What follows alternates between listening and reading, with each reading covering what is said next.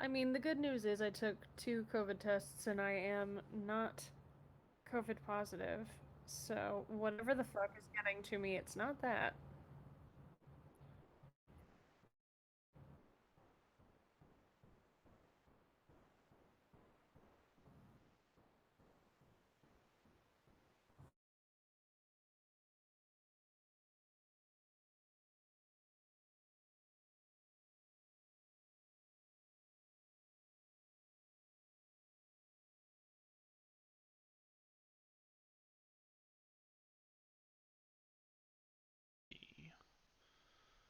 So, do we just want to jump straight in? Sure. Alrighty. So last time where we left off, y'all were like immediately leaving the Hart residence, or as it has become known as the Hart House. Um, yeah.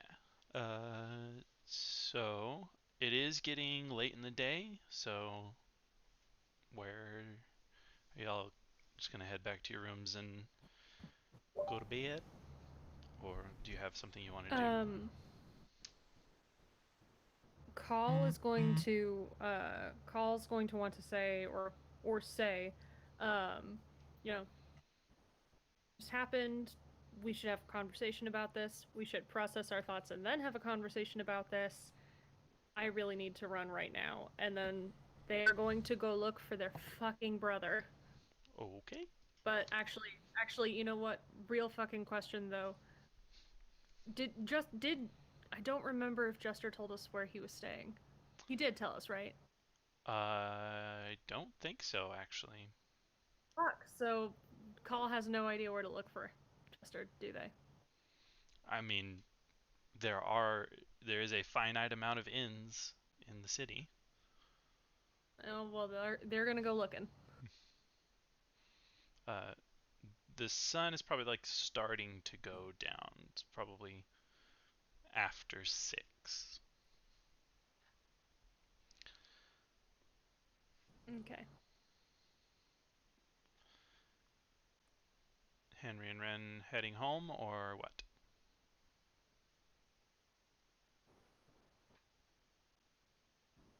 Looks at Ren Yeah. and goes, "How are you? How are you feeling?" What was that? I think Henry looks at Ren and goes, "How are you feeling?"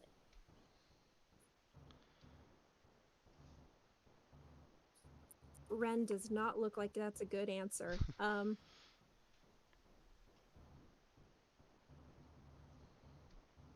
It's not how I expected today would go. How are you doing? I feel like I've just had so many overpowering emotions that now I can't feel anything.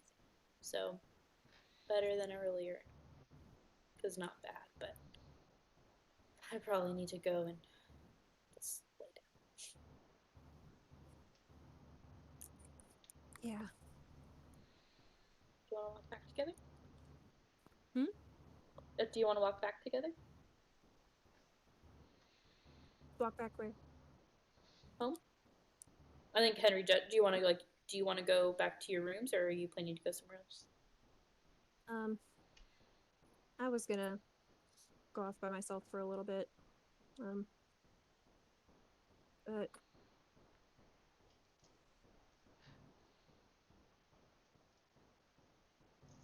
yeah, I'm not really feeling it right now. Okay.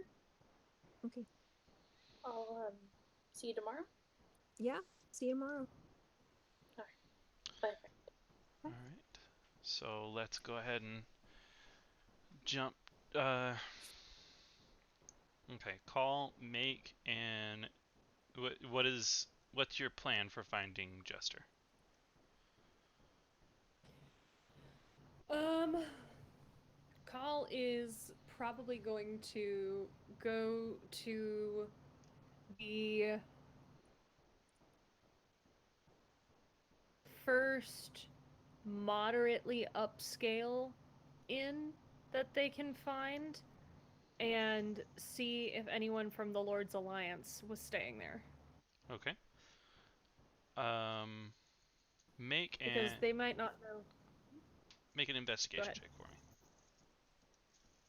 Fuck yeah.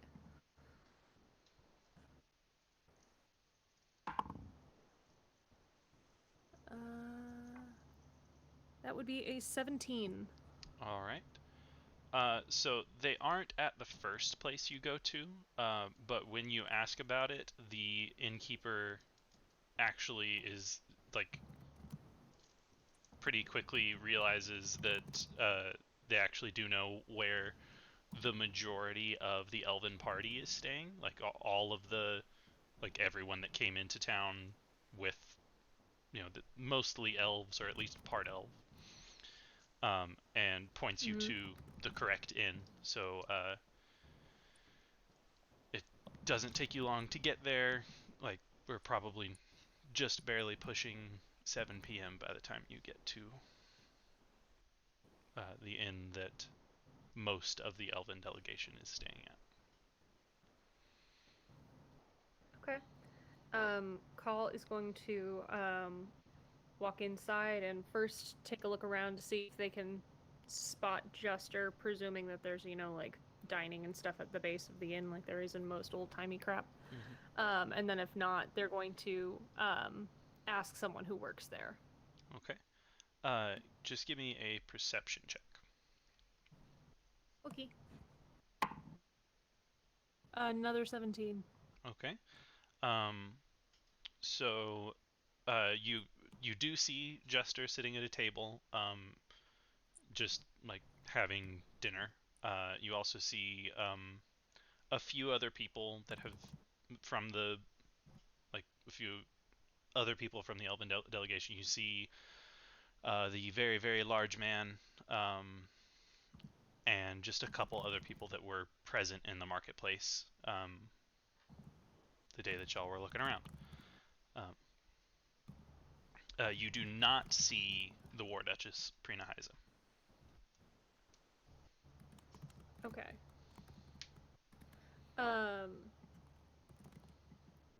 So Call is going to take a deep and fortifying breath before walking up to Juster and just kind of waving for his attention. Also with a 17, as you approach him, you realize that the food on his plate doesn't really seem all that eaten, and he's kind of just pushing around the like hunks of meat and potato, not really eating much. But let's find out if the boy can see. He does spot you coming up, and he looks a little worried, not like worried of you doing something, but like worried for you. And just kind of gestures to another seat at the table. Okay. Call's gonna sit down and just say, "Hey, I wanted to talk to you, or especially about today. So, how are you doing? Is everything okay? How are you feeling?"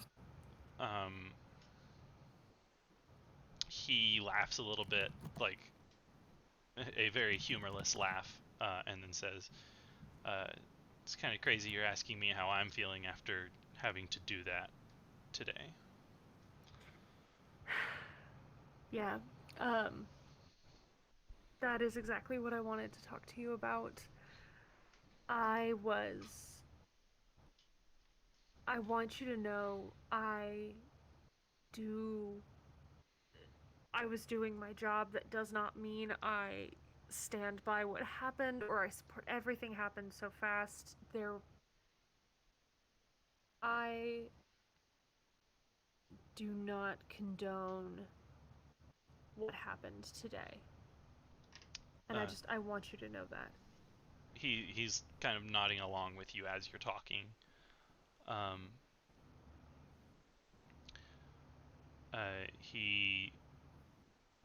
he's not having any trouble like meeting your eye or anything. But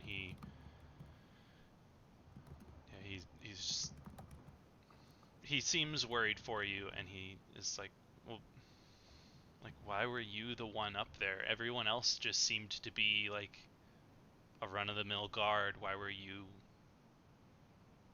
the one picked?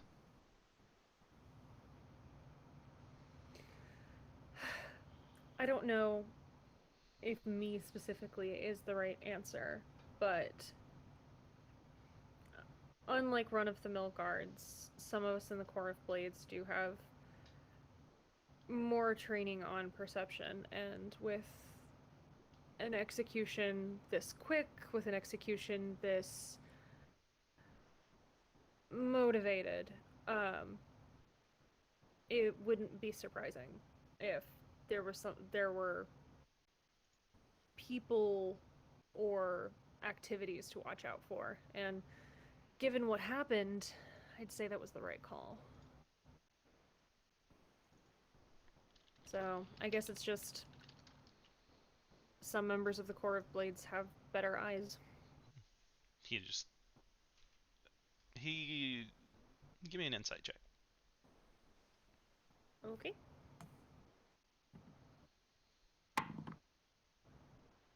14. He doesn't seem to be fully convinced that that's a good enough reason. But he's not gonna like argue with you about it.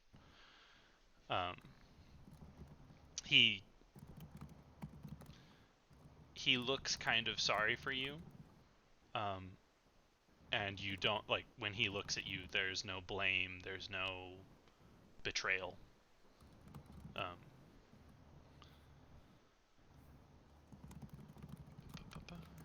That's a huge relief.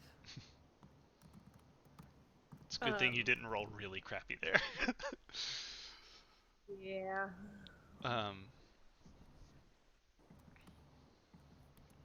He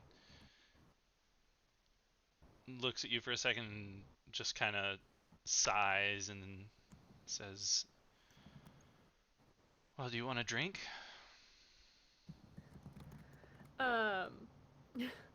Call's gonna give a slightly humorless chuckle of their own and say,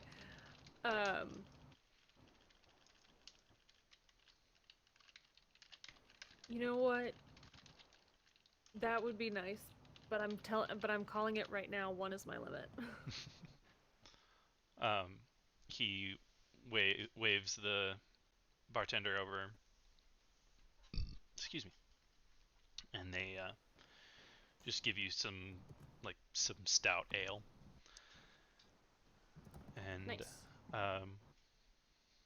Is there anything else specific that you want to talk to him about? Like anything else? Yeah, further. Yeah. Call would like to know a little bit more about Chester's thoughts of the day. You know, how he was feeling about the execution, why, he and the War Duchess were there to watch, like, did he make it out okay? That kind of, sibling hovering kind of thing. Okay. So as to why they were there, I'm gonna kind of do this out of character and kind of just info dump a little bit to answer your questions. So they were there because they were there because some town runners kind of just went through the town yelling that there would be a spectacle at town square.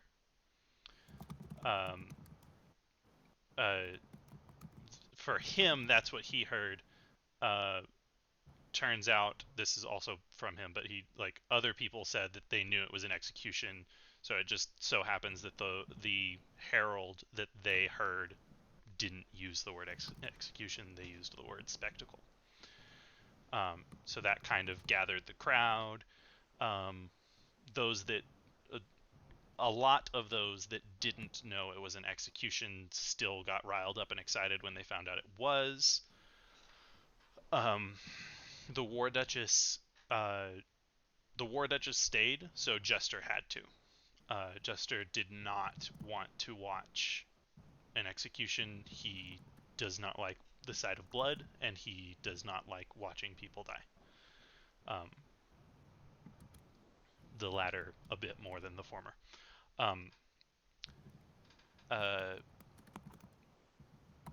He got out just fine. The War Duchess actually cast invisibility on the two of them when shit started going down and directed him like away from the execution platform.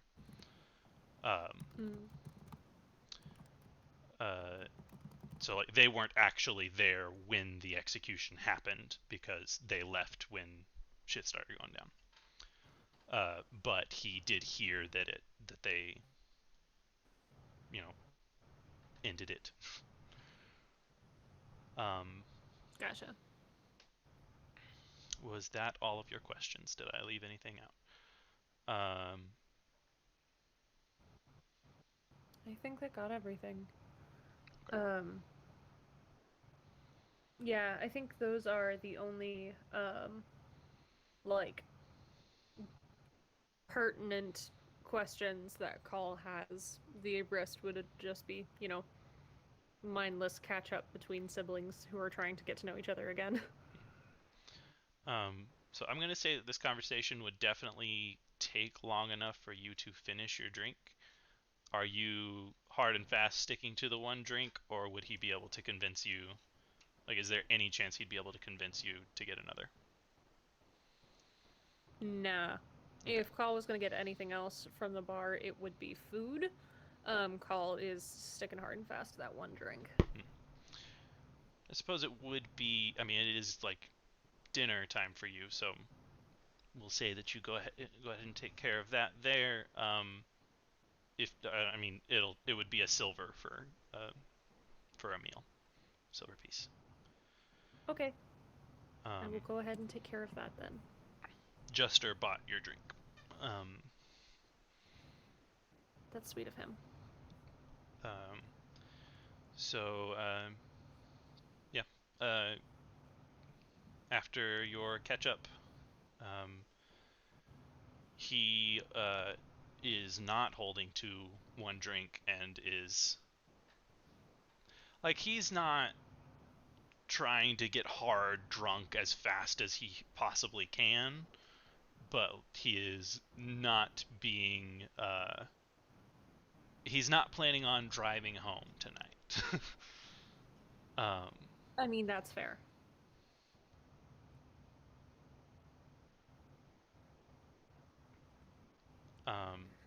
Okay.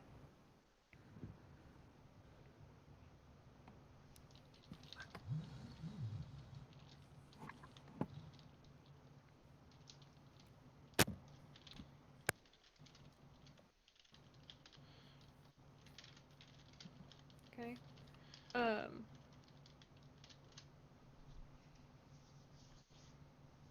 Let's see. Is there any like noteworthy activity while they're talking?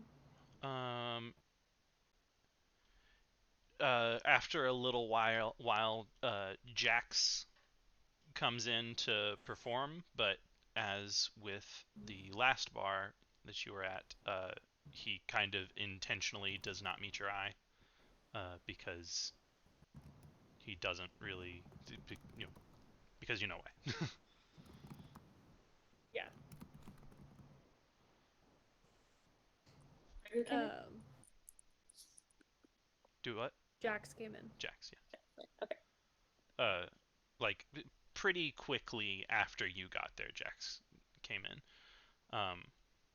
And after a short period of time would have started playing and singing. Nothing rowdy, at least not in the time that you are there. like mostly he's singing ballads, sometimes happy, but he's he's not trying to get everyone singing, chanting, and stomping their feet. Fair. Okay. Well, I don't think Call has anything else that they want to do that warrants role playing. I think at this point Call's, gotten what they want to get through across, and they just want to kind of decompress a little bit and spend some time with their brother before they go to bed. All right. I do have one question though. Call does want to drop off the let. Oh no, I don't think they have it on them. They don't. Never mind. So they'll have to just do it tomorrow. Okay. Never mind. No problem. For the walk home, give me a perception check, please. Okie doke. That is a 10. All right. You don't notice anything out of the ordinary on your walk home. Okay. Yeah.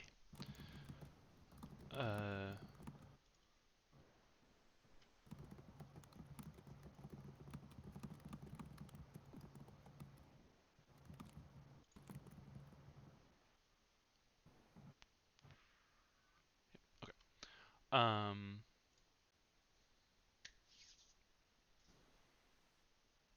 So yeah.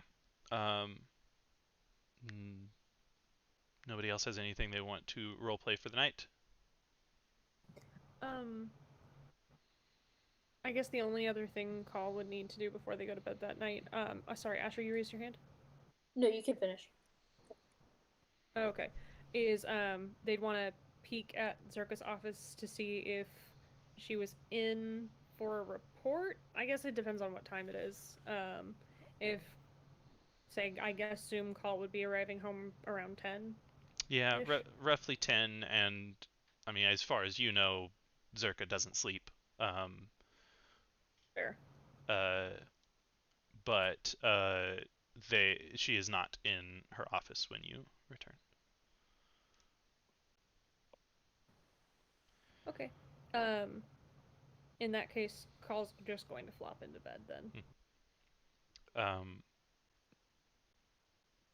Strangely enough, the only person in the barracks when you go in is Estley. Even Seymour is not there.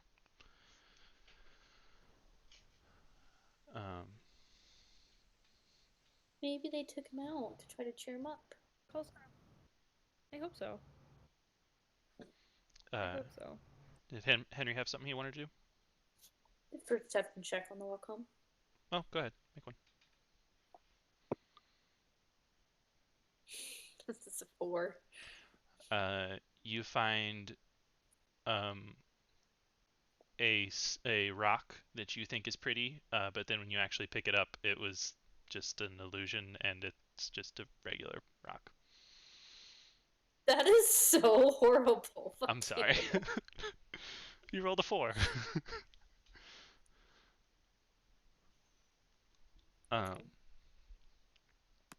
I'm sorry for how excited you got about seeing a rock. All right. So the next morning, hang on. Oh, sorry. Call. Actually, on your way back to the barracks, you get intercepted by a familiar, very nervous face of a handmaid. Oh my god. Um, Excellent. She tries very hard to not be noticed and slip a note into your hand as she walks by.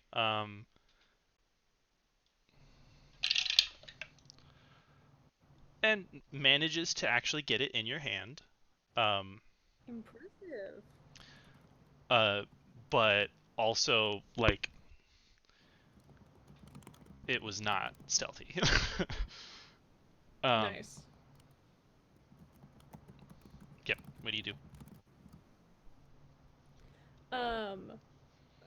Call is going to grab the note and keep walking until they get to the barracks. All right. The note has a time written on it and the location of a building that is pretty close to the keep, but outside of those inner walls of the keep. And the time is 3 p.m. I'm assuming the next day then. Yes. It does not actually say that, but you could assume that. The implications there. Okay. Okay.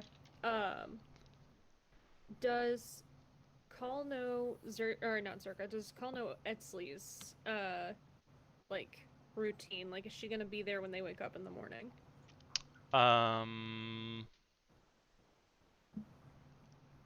Not specifically. It's the fact that Esley has been in the barracks all day is out of the ordinary for her routine, so you're not really sure. Okay. If Call, okay, can Call roll like a perception check to see how she's looking? Because Call wants to talk It'll to her, be but Call insight. wants insight. Okay. Yeah. Call wants to pick their moment properly. 13. 13. She is like she is already prepared for bed. She has like the fact that she is inside and kind of prepared for bed means that she has already performed her religious activities for the night. And she's not like in bed, but she's like getting ready. Wearing her niqab, so pretty hard to tell any expressions on her face. But I mean, she's not throwing daggers still. In that case,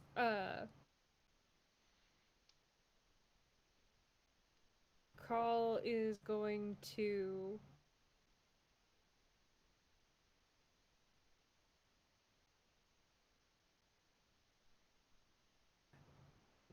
say,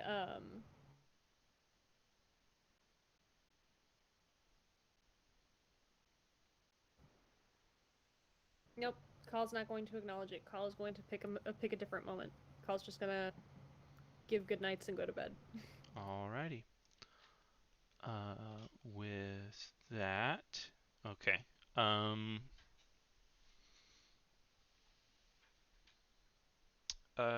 Okay, so y'all don't have any specific assignments for the morning. So just tell me what it is that y'all want to do.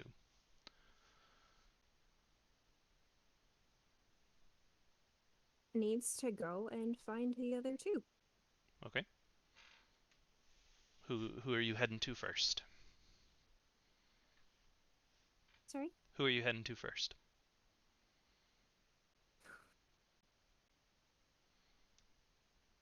Technically, the dozen barracks is more. It would be the first one you would come to. Okay, that then. Okay. Like, as far as just a straight line of walking. Yeah. Right. Okay. About what time are you heading that way? 9 in the morning. Yeah. So. Okay.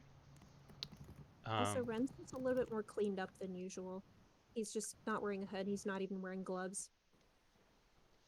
So. I told you guys he's doing his hair differently now. Oh my god. Self-indulgent to mention that, just aesthetic shit. But yeah, Ren's just he's just trying something different. So. Or what's hair like? It's the back pony, right? The little half ponytail, right? Yeah, a little half tail. Okay. He's just doing that now. So anyway. Um,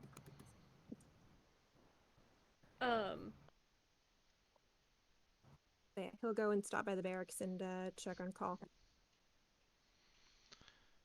Alrighty. When you knock on the door, it is still only Call and Esley inside. So, Call, do you answer the door? Call does answer the door, and considering it's not subtle, I am not going to ask to roll a damn thing, because Call is absolutely gonna notice that Run's hair is entirely different. Ren's hair is different, and Ren is not wearing gloves. Ren is not wearing gloves, so Call is gonna clock those immediately and just say like, hey, I you look good today. How's it going? Are you feeling any better? I got something I need to talk to you and Henry about. So he's gonna kind of like glance into the room, like he probably noticed Edsley in there, right?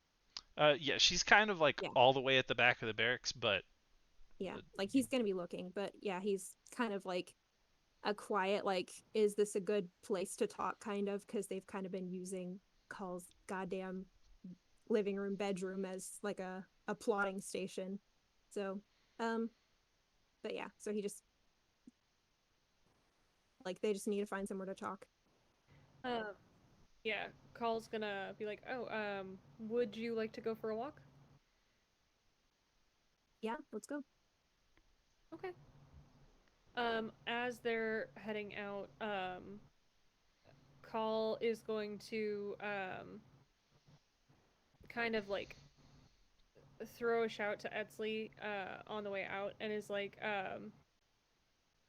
hey, let's catch up later.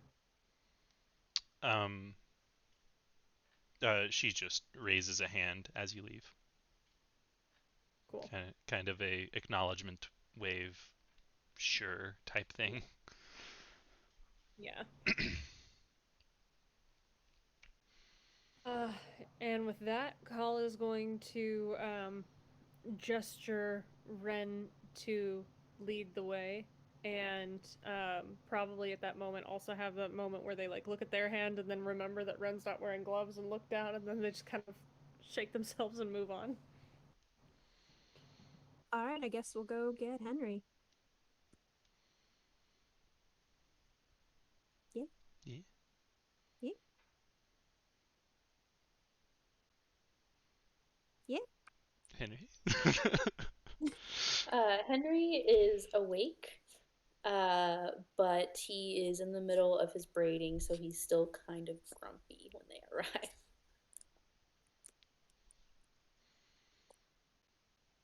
He goes and answers the door, I guess, when they knock.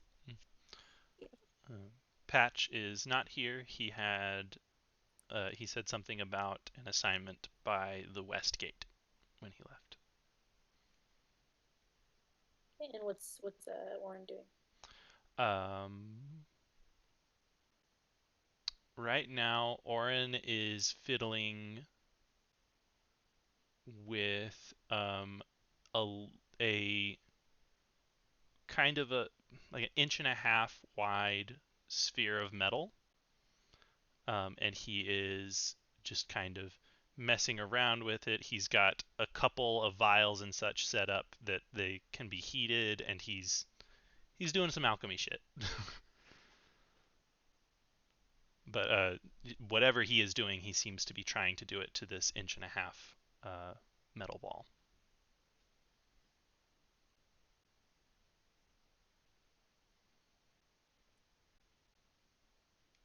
Hey guys, do you want to come in? I haven't finished my braiding yet. I'm a little foggy still, but you can come in if you want. Sure. Closes the door and then goes back to the mirror. Yeah. Carl's gonna strike up a conversation with Orin and ask him what he's up to. He doesn't really look away from what he's doing, but he just kind of keeps fiddling with the ball, mutters something about equations and rattles off some numbers, and then kind of stops himself and says, just working on a project for fun. Oh, fun. Okay.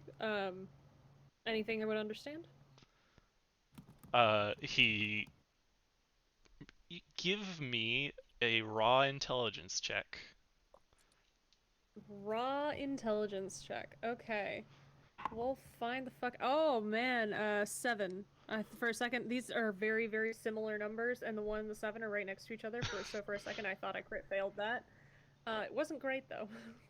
He is like, I certainly don't mean to be mean, but if you didn't understand what I said before, I don't think so. Valid enough.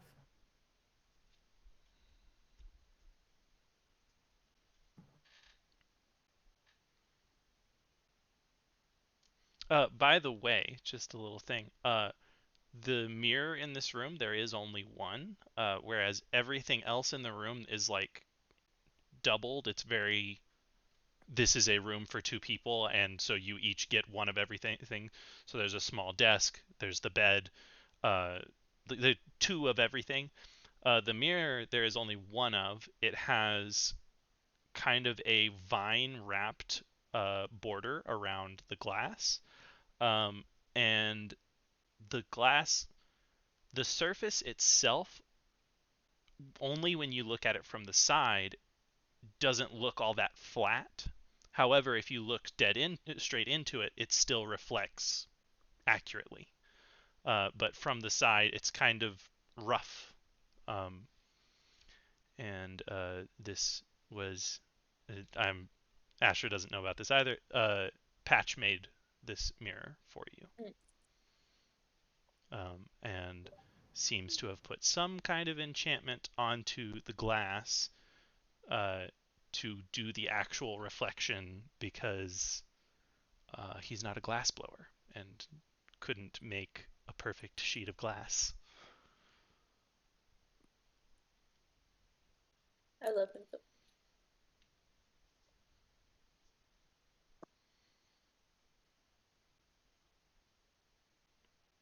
Which is wonderful. Cool. Well, I guess Henry finishes up his braids, and then it's kind of Norway can act like a normal person. And so, y'all want to get some coffee, some breakfast, or something? Let's go get some breakfast.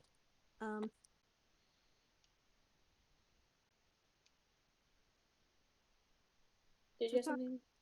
Oh. Should we talk about this beforehand? I'm just wondering.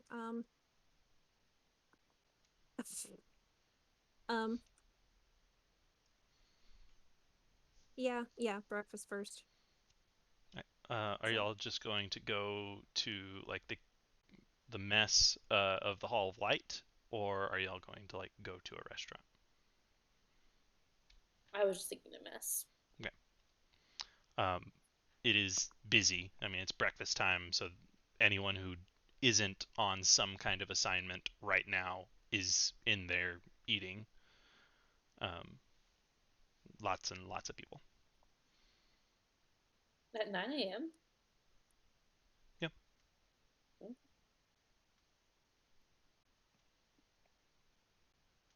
Cool. So I guess we just eat. Anything specific we want to do to roleplay that? Or should we just say that we're done and then go for a walk? I think that. Cool. Yeah, okay. Cool. Okay. So we need to find somewhere decent for like a conversation. We cannot keep imposing on you, Carl, and I'm not feeling super secure where I'm at either.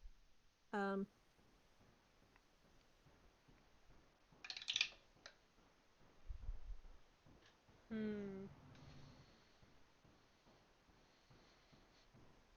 don't know. Is there like, I don't know, a really, really empty kind of courtyard where we can just like talk under our breaths or something? I don't know. Um, this would be starting to push about 10 a.m. So there are large groups of the Corps of Blades like out in the courtyard training. Um,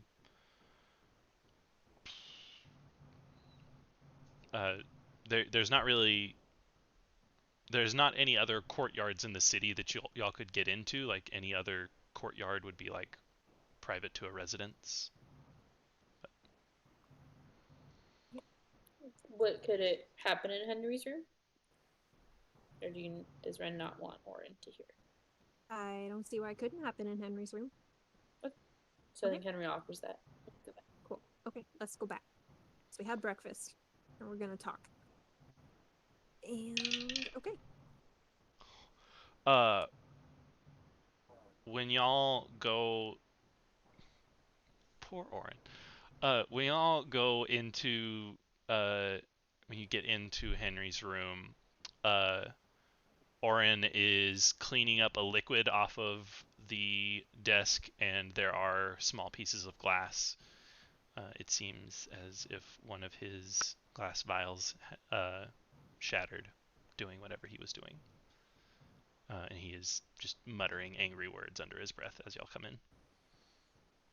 Doesn't seem to be doing anything harmful to the little like dresser that he is working on, but I think Henry goes, "Oh, Orin, are you okay?" he just he kind of waves you off and keeps muttering angrily. You do not hear any curse words. A bean. Okay. A good udon noodle. All right. I guess there is no reason Orin can't hear this. I was approached last night by one of, I'm assuming Lady Erida's handmaidens, and I think this happened once before that I can remember, and he relays that they gave him a small pouch of coins, and was told that they would like to offer him a job, and named a location like just a little bit outside of Keep for appointment at 4 p.m. She left before I could shove the bag back at her, so I still have the bag of gold, and I don't want to have that, so I need to give it back to them somehow. Do we want to go there, or should I go there alone? Call, it is the same building. Yeah. Call is going to go ahead and pull their note out of their pocket because Call does not trust himself to remember the building offhand. So Call's like, oddly enough, my appointment's for 3. Fascinating. Uh-huh. I got that slipped into my hand on the way home last night. All right. Henry, any Henry, have interesting you been nephews? approached as well? I was not. No.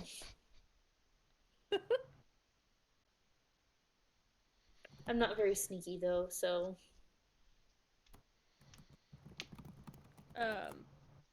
Personally, I'm of the opinion that we should go.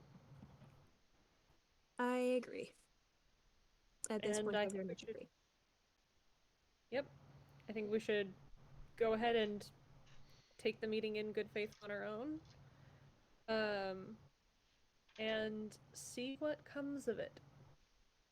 Okay. Should we all go at once, or should we keep our own appointments? I mean, what if I get there around 2:30 and just hang out? I would rather take the meeting with Erida privately if you would like to be there for Ren's meeting. Then that is between the two of you. But I don't want to immediately set her on guard. I would rather go forward as she intends and see what happens from there. Okay. No, that's entirely fair. Yeah, I probably won't be in the pub, but I'll be around. So if you need me, I'll be. Well, I mean, if you're close by. yeah, if you're in the vicinity, that's totally fine. But Yeah. that would be totally fair. Yes, absolutely.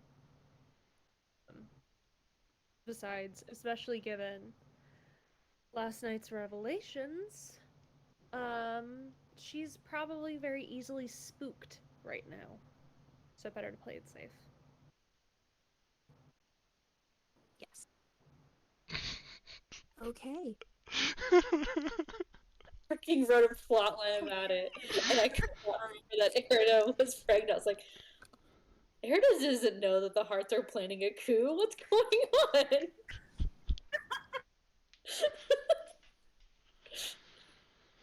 Brain no work sometimes. It's fine.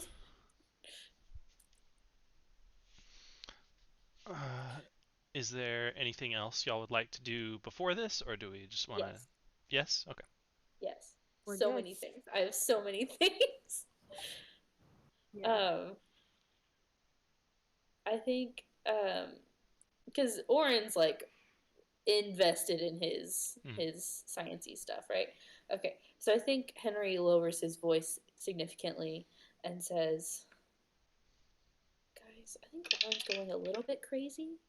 And I would say that if I said, "Guys, I'm worried," and I kind of just like look at Oren, like I avoid saying his name, and I say,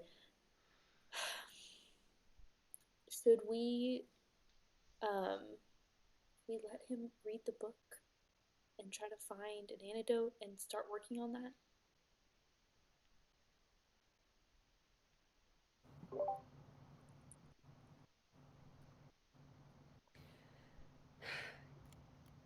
Honestly, yeah, but we should also really, really get rolling on trying to get Orin out of this room in general. Yeah, so Ren, after you've met with Barnabas a few times, could you maybe talk to him about getting Oren in the university? But it also sounded like Oren didn't want to leave unless. I'm not saying Oren's name is fine. Didn't want to leave unless it was less dangerous, like if he had an antidote.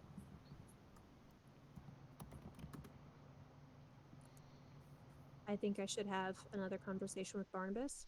I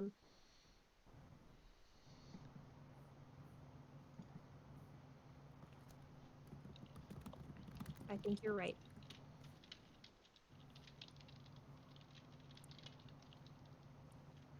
All right, great.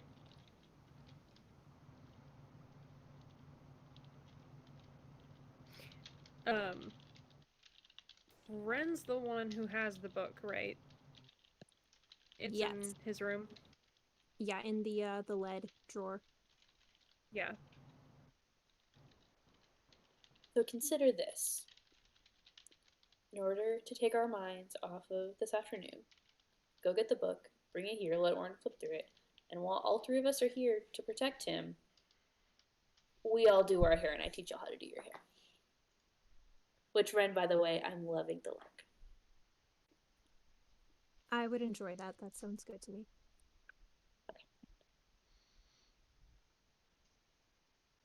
Okay, I guess that's what we're gonna do. So, Ren has to go back to the mage tower. Okay. You want us to go with you? Oh, sorry.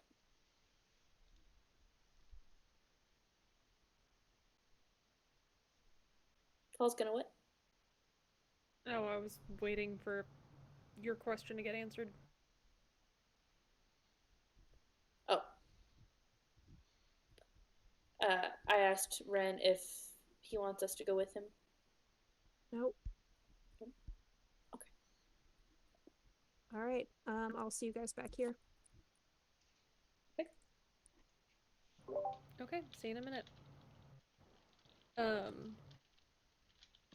Call's gonna say, and I have to drop off some posts, so I'll be back in a moment.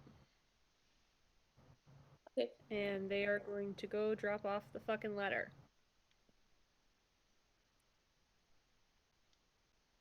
Okay.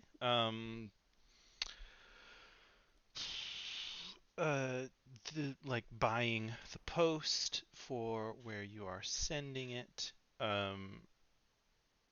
is gonna cost you probably 5 silver. Okay. Okay. And remind me, what is the fucking conversion rate on gold to silver? 10 silver, 1 gold. 10 silver, 1 gold. Yeah. Okay. Everything is base 10. Get Electrum out of here. Thank you. Okay. So I have spent 6 silver this session.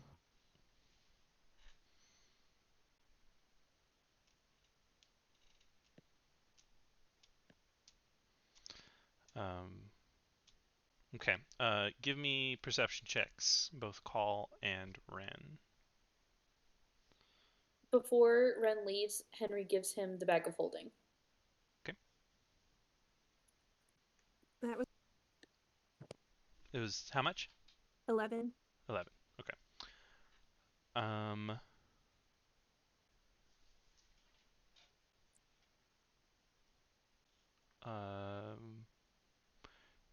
You manage to get all the way to your room, and back out, and the only person you see is Great Servant Rawl, just walking down the hall, muttering. I'm gonna have to stop and say hi to him sometime. Not today, but at some point. I love this guy. Okay, so Ren is gonna head back out. Probably not gonna do the Barnabas talk quite right now, so he's just gonna go back to Henry's. And Call, what did you get on your perception? A whole 8. You're a little preoccupied with the contents of your letter, kind of going over what you wrote. Yeah.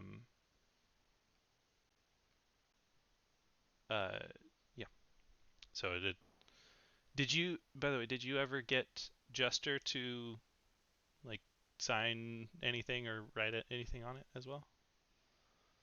Did you want to have done that? No, Call ended up deciding not to do that. All right. So letter is sent, but you're a little too focused on being anxious about the reply. So you're not very observant, and as such, you don't notice anyone following you. You don't notice anything out of the ordinary.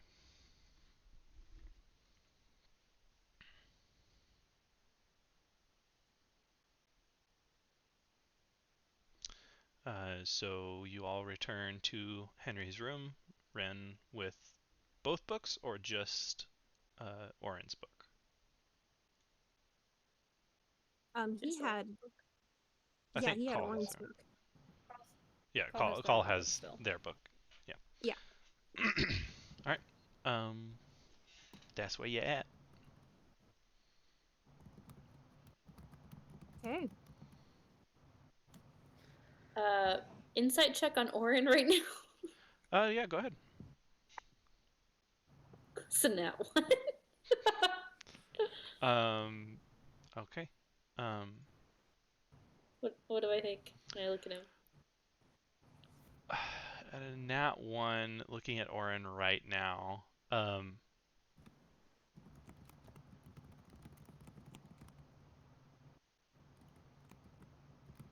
Man, I can't think of anything funny, so I don't want to throw the they hate you at you again.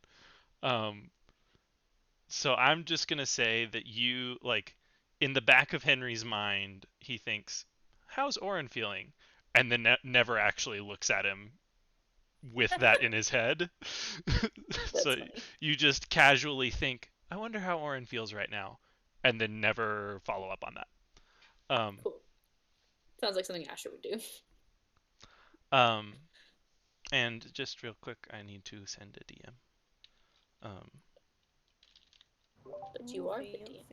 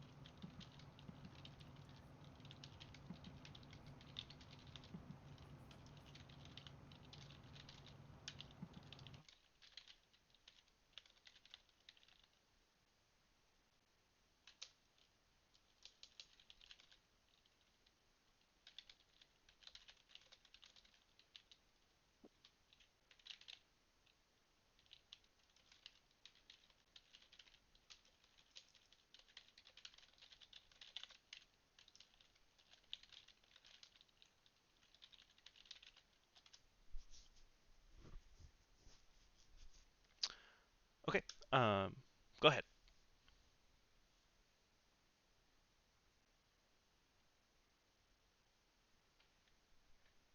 Oh.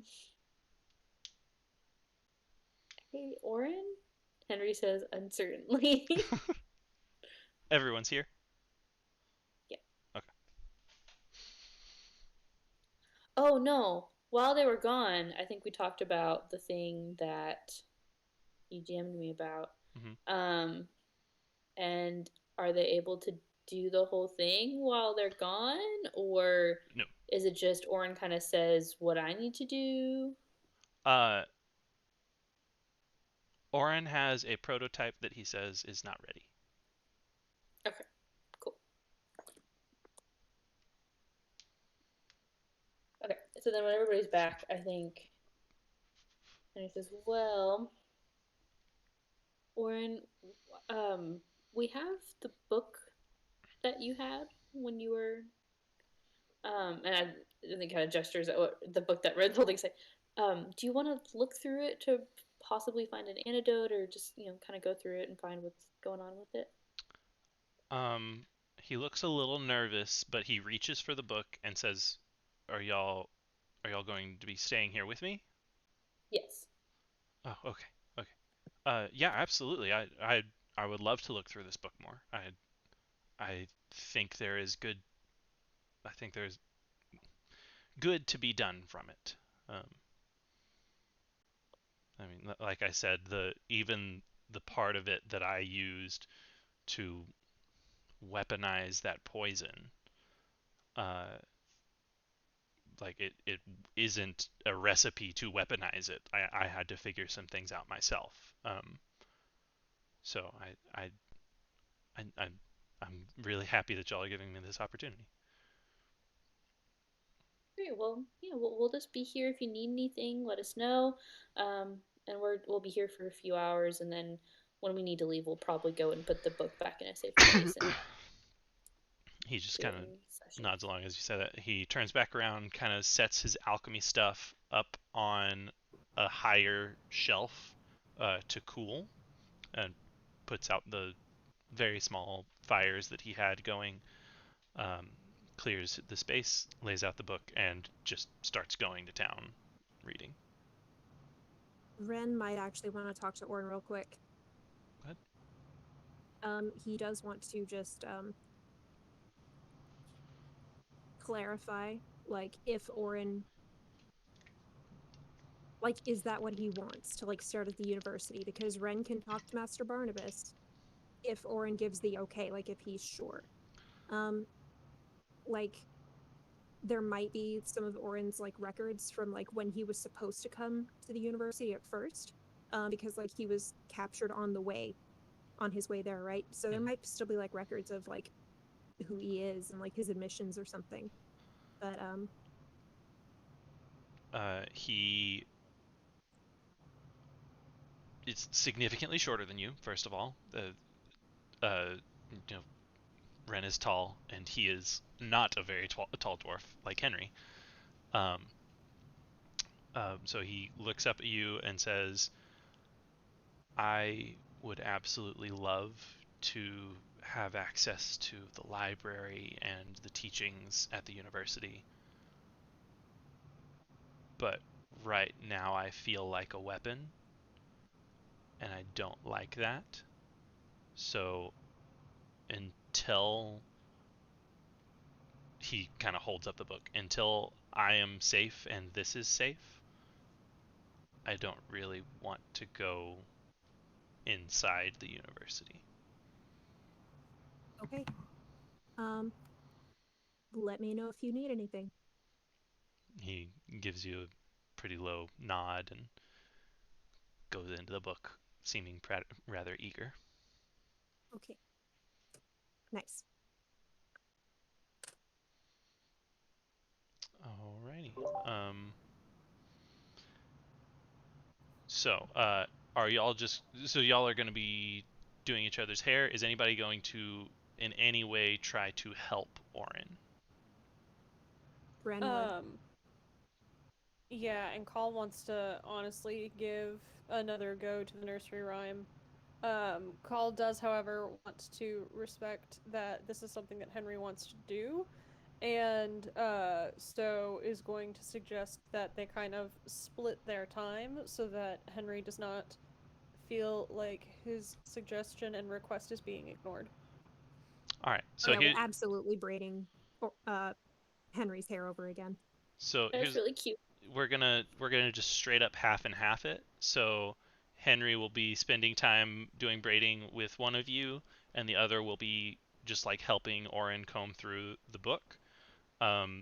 So what I'm gonna do is he is actually going to make 2 investigation checks with advantage because y'all are giving him the help action. Let me just pull his character up real quick.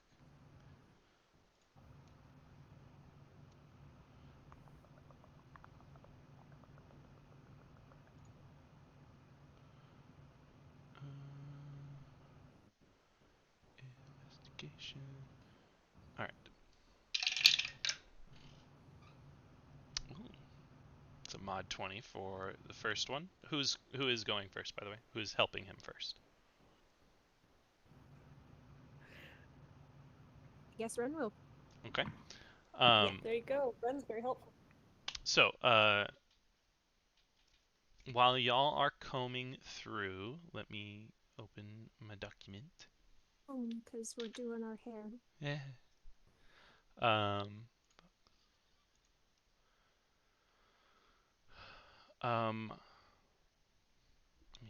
Mod 20. So the first thing that y'all discover together is just basically the behavior of what is in the book referred to as the substance, which Orin clears up. Every reference to the substance is to the death, because in both Common and in Elvish, which the book is written in Elvish, there is no word for this toxin, poison, disease. So he clears up that the substance does refer to the death, and so the first thing y'all find is just like its natural behavior. So what y'all already know of, it comes from Shadowfell. It infects especially plant matter, and as long as it can contact more plant matter, it will continue to spread and is certain death to plant matter. And also notes the kind of lack of effect that it has on humanoids, and how like it's really just kind of like a cold for humanoids, although very, very contagious. It actually likens the spread of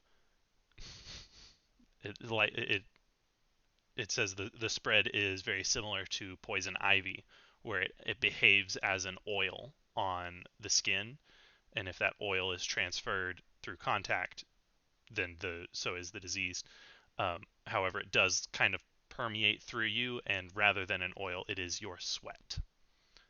So you basically sweat out poison when you are infected. Yes, poison ivy is terrible and absolutely the worst. Um, um, and then other than that, you actually get to a passage of the book that is talking about a cure for it. But it is specifically talking about like a cure to the humanoid ailment.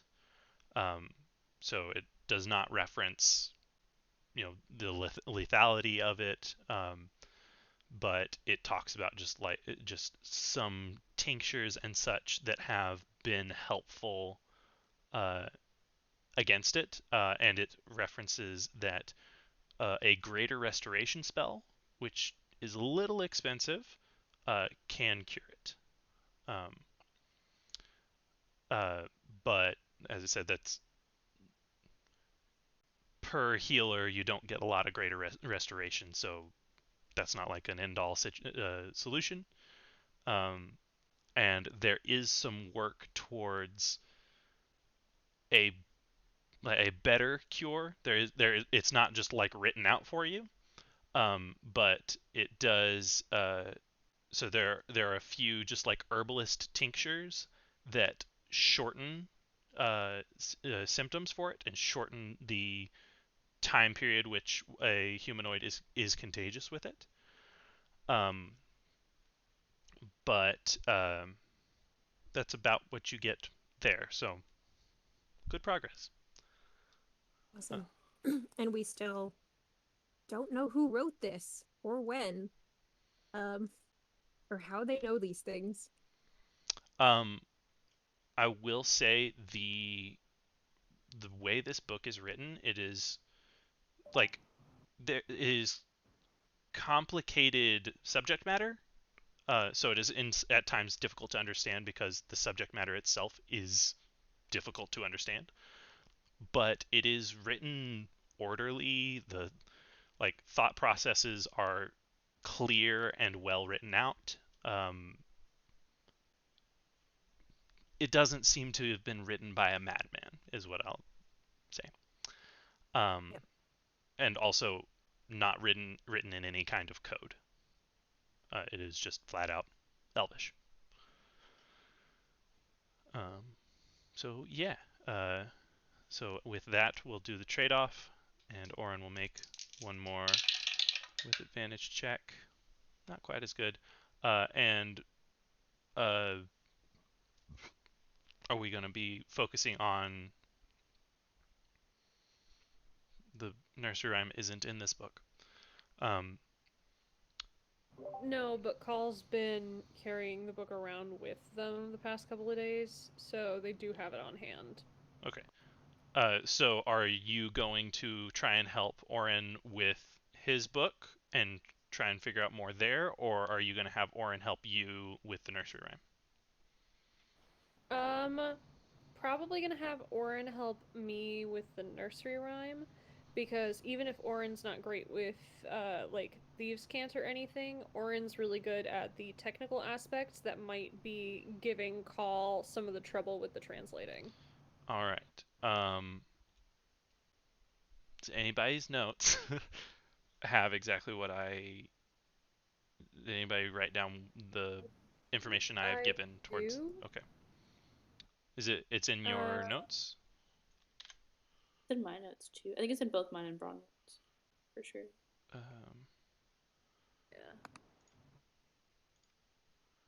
Fuck, where is it? Yeah, I have it. Did you want it? Do you want it in the chat, or do you want me to... If you already have it on you, just drop If you it in want the chat, to, yeah. drop it in the chat. That's totally fine. Decoding. I was like, I know I have it written down, but Asher's faster than me. And we also have the nursery rhyme because you wrote that then. Not that nursery rhyme. Not that one? Different one. Okay, different gotcha. One. Okay. Yeah, no, Nice. that nursery rhyme is not a code. That is actually just a Okay. nursery rhyme that has been around for a long time. Cool. Okay. Distinction. I understand now. Okay. uh, the one that we are talking about here is one that you heard the ring say, and it is in Call's book. And that is the reason that there is focus on it, is because it was shared between the two, and Yes. y'all were looking for that stuff specifically. Okay, cool. Um,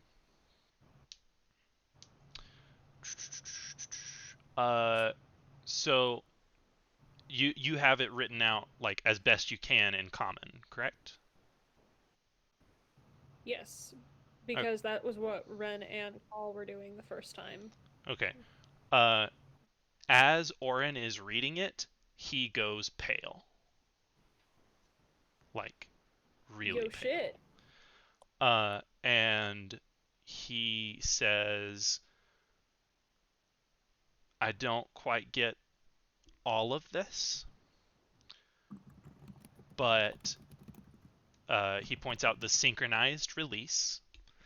He points out the shaped canister, and the thing that's something about fire and something about gas. And he kind of connects those all and says, so this spell is an activation for these canisters, which is what they are. I don't quite understand it, but something about the spellcraft weaved into these canisters makes them open all at once if one is opened, and they are opened using a specific incantation.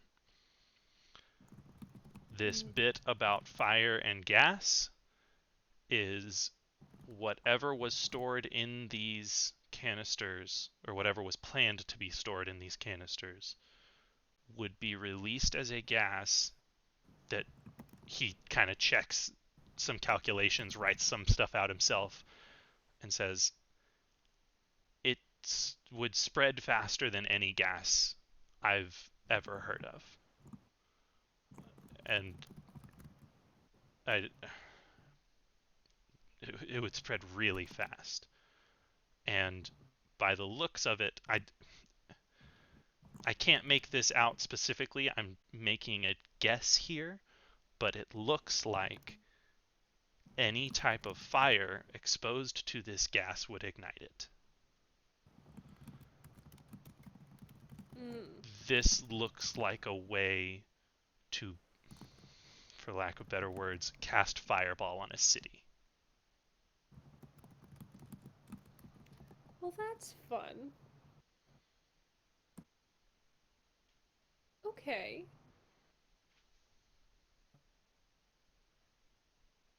Okay.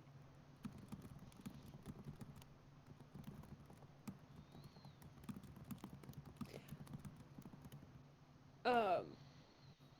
Okay. Um. Call is going to turn to Ren at this point, who is probably mid braid, uh, and be like, "Do you have enough information here to possibly ask the ring about?"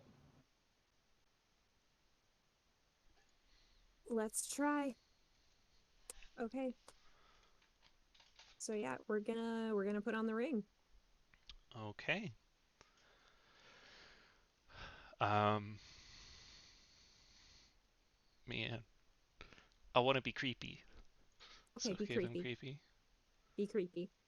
This is Ren. Go for it. Okay, so I no, I'm nervous about it. It's reciting the shadow tree. Okay. Um,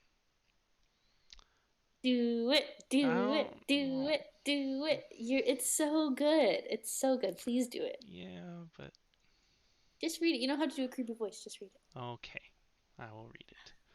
Yeah. The shadow tree whispers to you at night. The shadow tree listens to you by the day. Limb creak, twig snap. Do you hear it? Gossip told, secret spilt. It heard you. Torches, axes, knives, and promises. You will need them all when you come. The shadow tree bends and sways. The shadow tree reaches and grasps. The wind howl, stick crack. Do you hear it? Step forward, jump back. It heard you. Come with many, leave with one, a face you've known, but for how long? The shadow tree leans both fore and back. The shadow tree towers above the rest. Leaf crunch, branch bend. Do you hear it? Back, back before you can't. It heard you. Is it tree, or is it shadow, or is it both? Footsteps sound, but how many now? The shadow tree watches and sees. The shadow tree is both here and there. Metal scrape, spells crackle. Do you hear him? Heavy breath, heart beat. He hears you.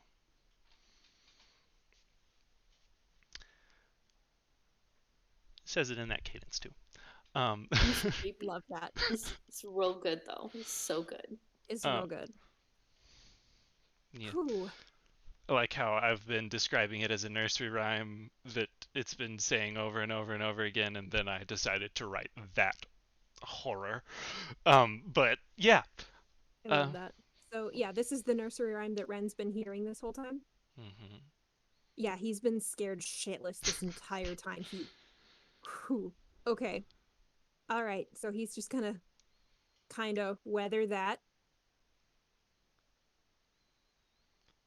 Okay. When it finishes, it actually takes a pause for a little bit.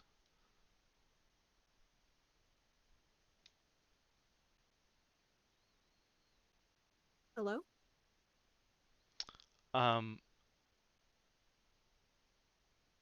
Normally you feel like kind of happiness and joy, kind of like in your stomach. That's normally where that comes from. You kind of get that feeling from your hand, from like stemming from the ring. Um, um, and there's kind of a little tickle in your mind as you hear it. Just respond with hello. It's Ren again. I was hoping we could talk a little bit more.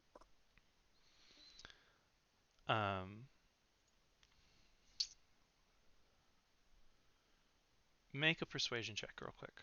With advantage, actually. Okay. Okay. 17. All right. You start to hear the bubbling sound that you heard the last time you talked to it. But at this moment, it's a little surprising to you because just recently you heard the same sound coming from Orin's alchemy equipment. Like it's the same. I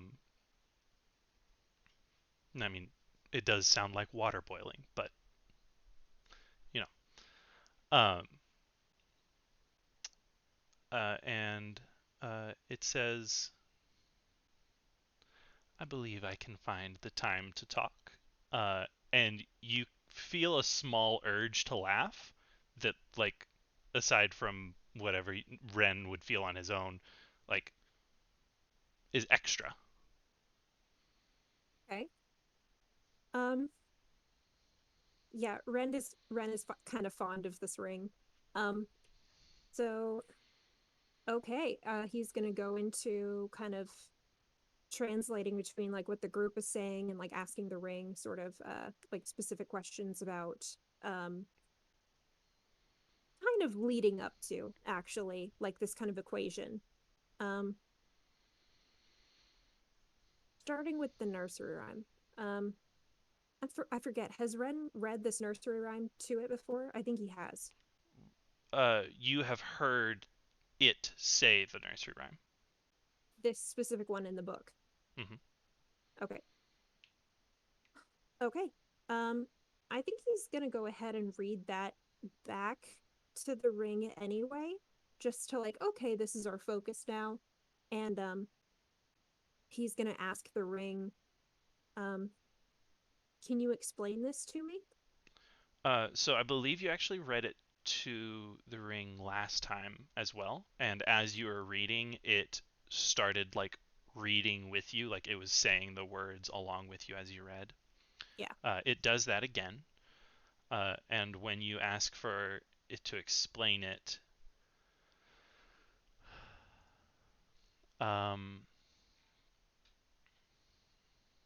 it pauses for a moment.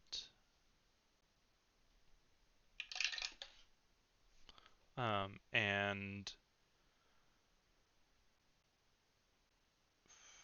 there is... I need you to make an insight check, actually.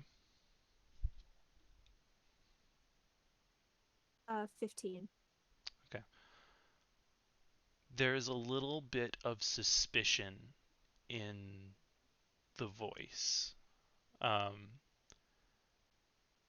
And it says, I imagine it has the same meaning as most nursery rhymes do.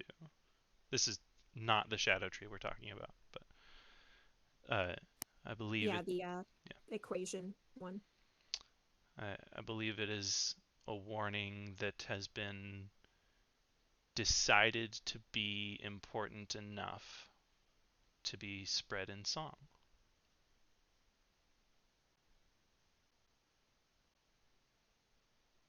Song and rhyme.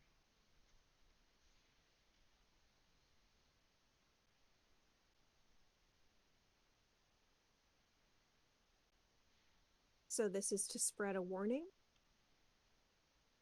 Hmm.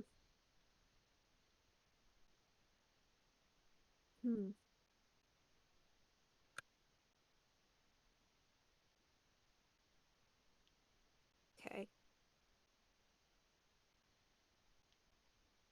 Ren's wondering like what the distinction between like spreading a warning and spreading instructions is. Do you know who came up with this nursery rhyme?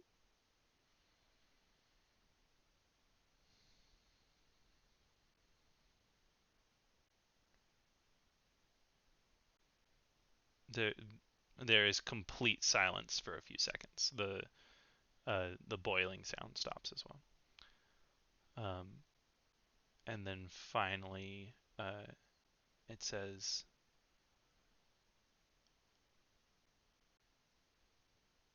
I knew them once,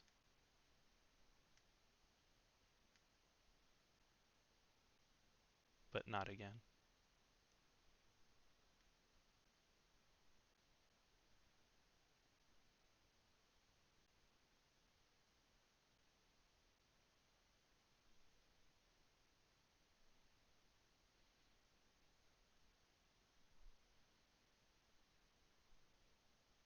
So sorry. Okay, where were we? Yes, the ring answered.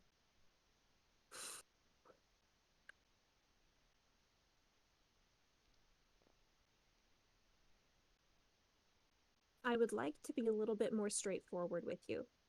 I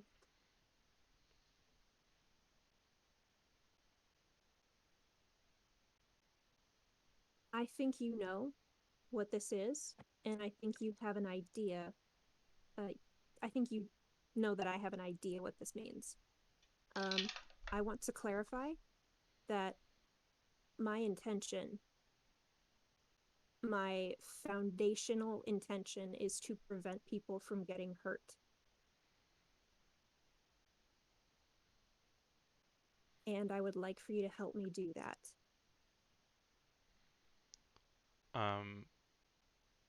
In the way that you've heard it speak before, where there's no cadence to the words, it's just spitting out information as quickly as possible. It says, sacrifice 1 to save 10. It says sacrifice 1 to save 10. Is it worth it?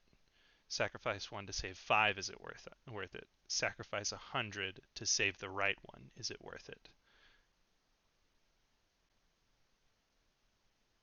And then the static sound that you've heard before starts to grow. And takes the ring off. Okay.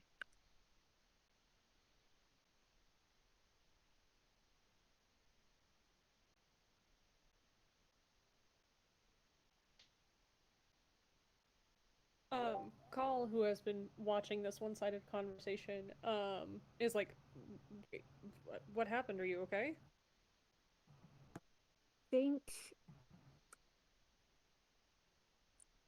I don't think it's upset with me, but he sometimes responds, I think emotionally to certain topics.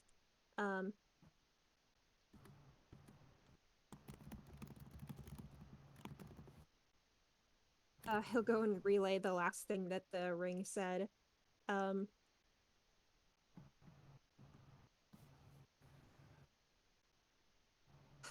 He's trying not to be too uncomfortable about it, but he kind of lets everybody know. Yeah, he talks in these kind of riddle kind of patterns a lot of the time. And sometimes if I touch too close on a sensitive topic, he'll kind of shut down like this. But I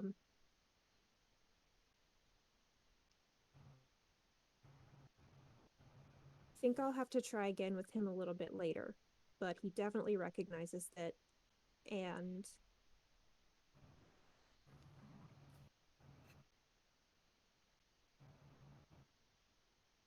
I don't know if this was used before. I feel like this may have been used before. What the rhyme is indicating.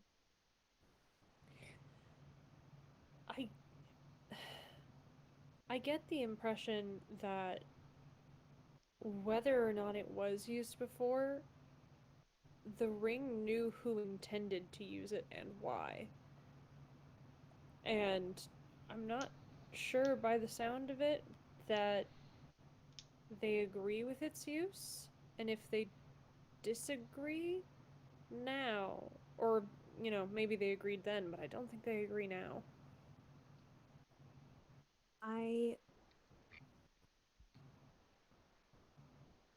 I wonder if the ring was the person who used it. You think so? I couldn't say for sure, but I feel like it's a possibility. Well, I mean, okay, so let's sorry, I interrupted you.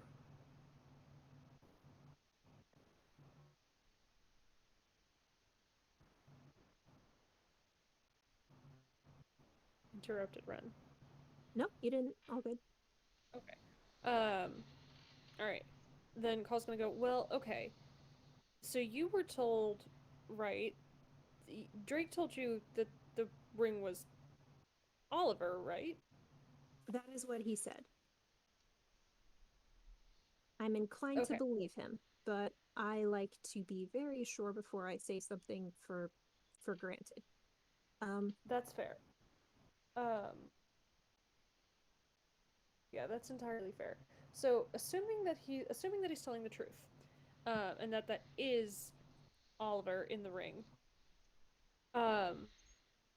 that would potentially line up with what we know of Oliver and how he supposedly died.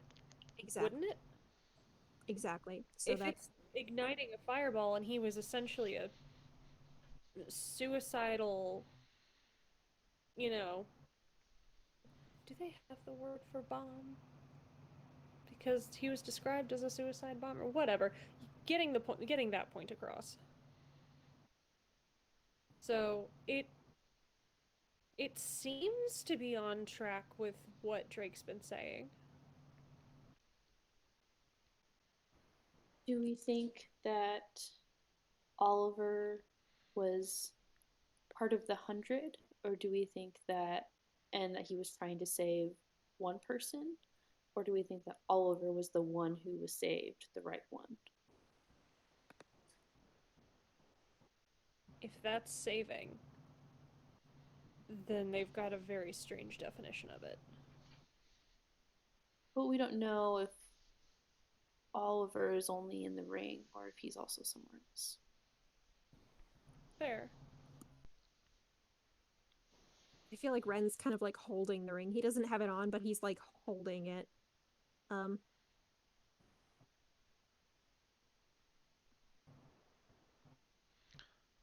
Ren holding the ring without putting it on you can hear the static as if it were an external thing and you had earmuffs on.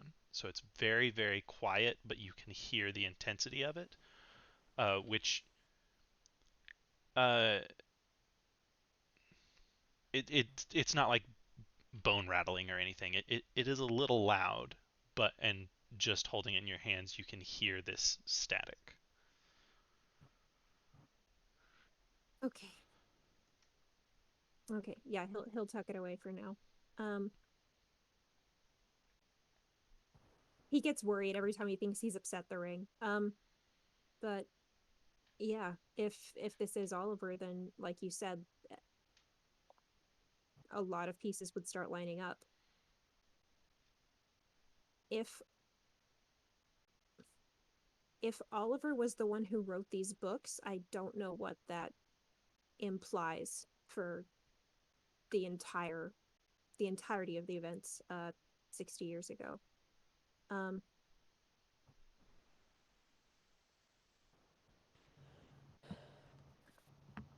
Well, it begs a lot of interesting questions.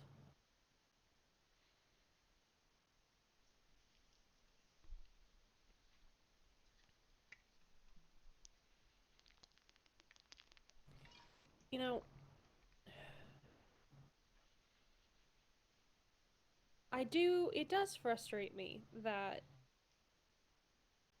it does frustrate me that Drake seemed willing to answer your questions but not inclined to actually give any relevant information beyond what was directly asked. You know, he couldn't offer any information. No, that would have been too easy. That would have made life too easy for everybody involved. he let me Couldn't take explain anything. the ring with me.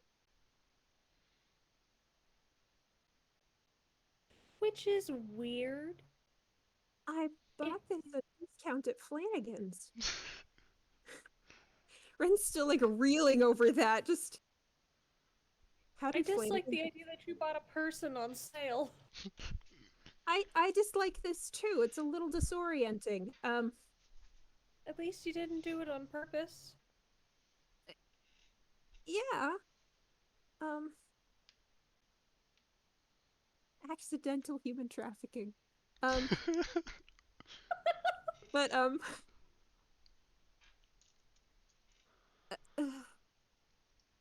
I'm tempted to go ask Flanagan where he got this, but I don't know how suspicious that would make him, or I don't know. Um, I'm I'm, tempted to go back and see Drake again. Um, I would not argue with you on that one. That actually sounds very appealing. For a host of reasons.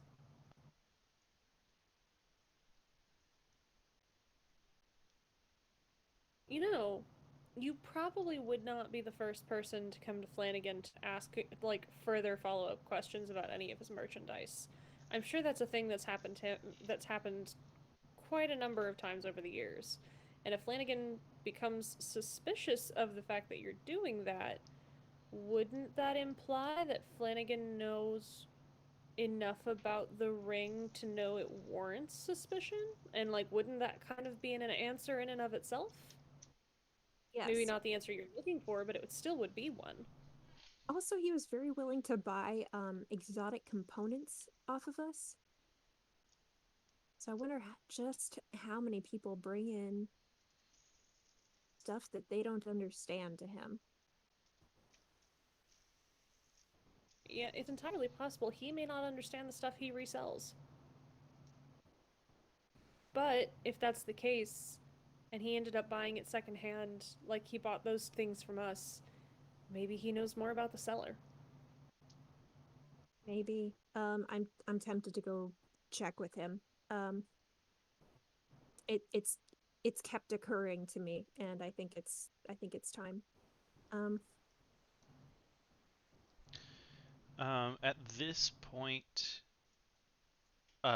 because this was after both of y'all's investigation checks, we are pushing. It's probably about 2 p.m. now,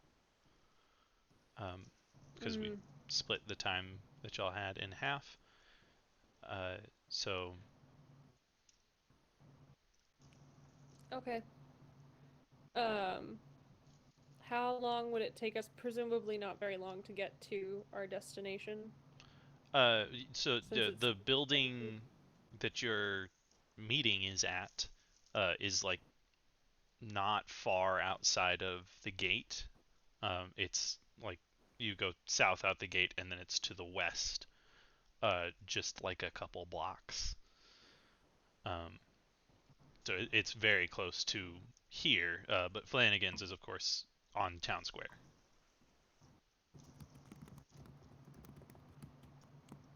We probably don't want to be rushed for that conversation. Yeah, I think Flanagan can wait until after Erida. Possibly, Should we go but put you do the also book- have 2 hours before Ren's appointment. True. Yeah. But still, what if things are a little...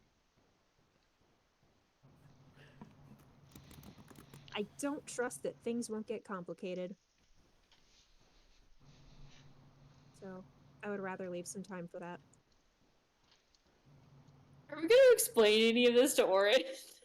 No. No. He is sitting there with his mouth hanging open like a fish a little bit, and in no way hiding that he is staring at the pocket that Ren put the ring into.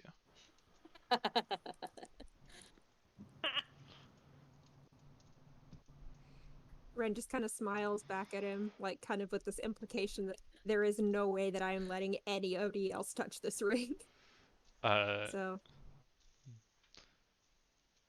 he almost flipped shit when Sticky stole it. Oh, Sticky. Oh, Sticky. How we miss thee. We miss Sticky. See, we need to go back and talk straight just for Sticky. We do. Well, Asher is talking. Sticky.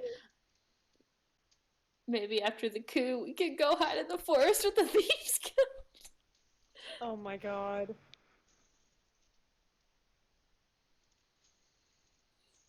Yeah.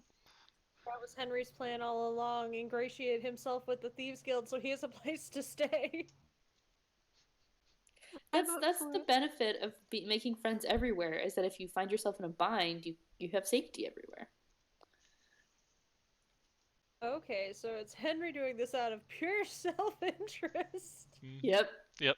You heard it here. That reads like Henry. Yep. That reads like Henry. He only befriends people that have a benefit to him. Yep, he's a narcissist. Exactly. Got him. I mean, that does read like 100%. someone we know. Someone's? A few someones, yeah. Well, that's just who they sleep with. What? The references to Chels only sleeping with people that it would give them an advantage to do so. Oh, okay. I thought you were Thank saying you. that somebody was a narcissist being slept with, and I was like, what are we talking about here? Where did we I'm go? lost. Where did she come from, Cotton Eye Joe? No. I'm so lost. Okay. So what are we doing? We're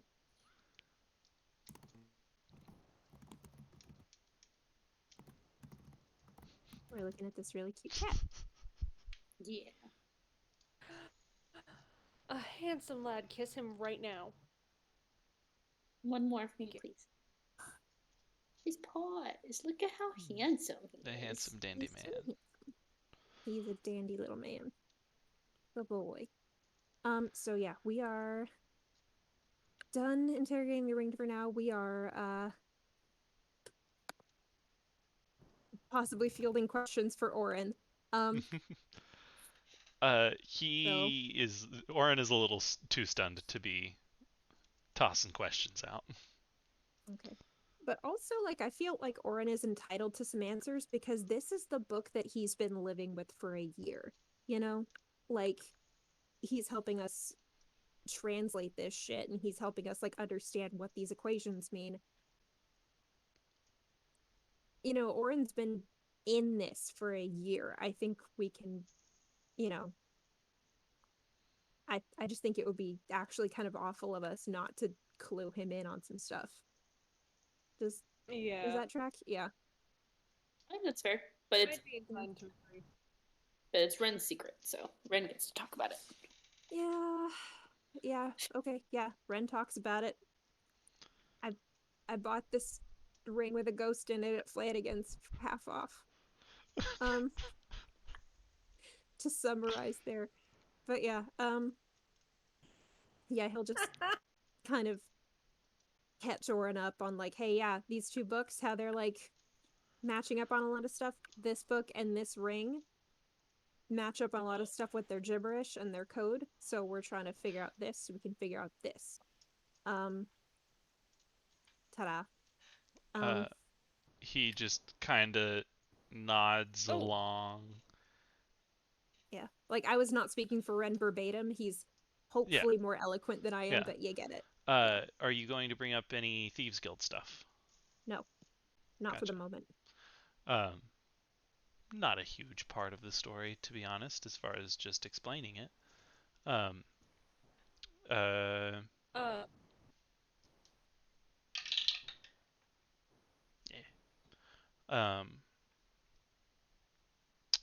So towards the end, he just kind of is nodding, looks a little awestruck, and goes, I was really hoping that this wasn't going to get bigger.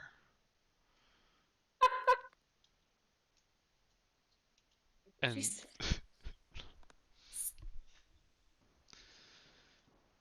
Called. Ben. mm-hmm. You never mentioned, but nope, never mind. Never mind.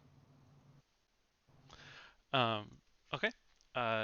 So along with that explanation, we're probably getting close to 3. Call is going to get ready to go and then leave. All right. What is everybody going to be doing? What are y'all doing during this? Also, go- did we get a long rest? Yeah. Y'all slept the night. So yes, long rests for I everyone. need to repick my spells. We need to put the book back before we leave. Yes. Okay. So Ren will head back to the mage tower. Henry goes with him. You got and this, says, Ren. Hey, have you seen High Power Kenda since? I have not. Kind of do? visibly apprehensive, like doing that tight little everything is fine smile. So, yeah. But no, I have not. I think Henry squeezes Ren's hand, which doesn't have gloves on it, and says, It's okay to not be okay. You don't have to pretend. But we also don't have to talk about it. Which hand? I think I'm on Ren's right side. So Henry's left, okay. Ren's right. Okay. What? Nothing. Ben? Ben? Nothing. Don't worry about it. Okay.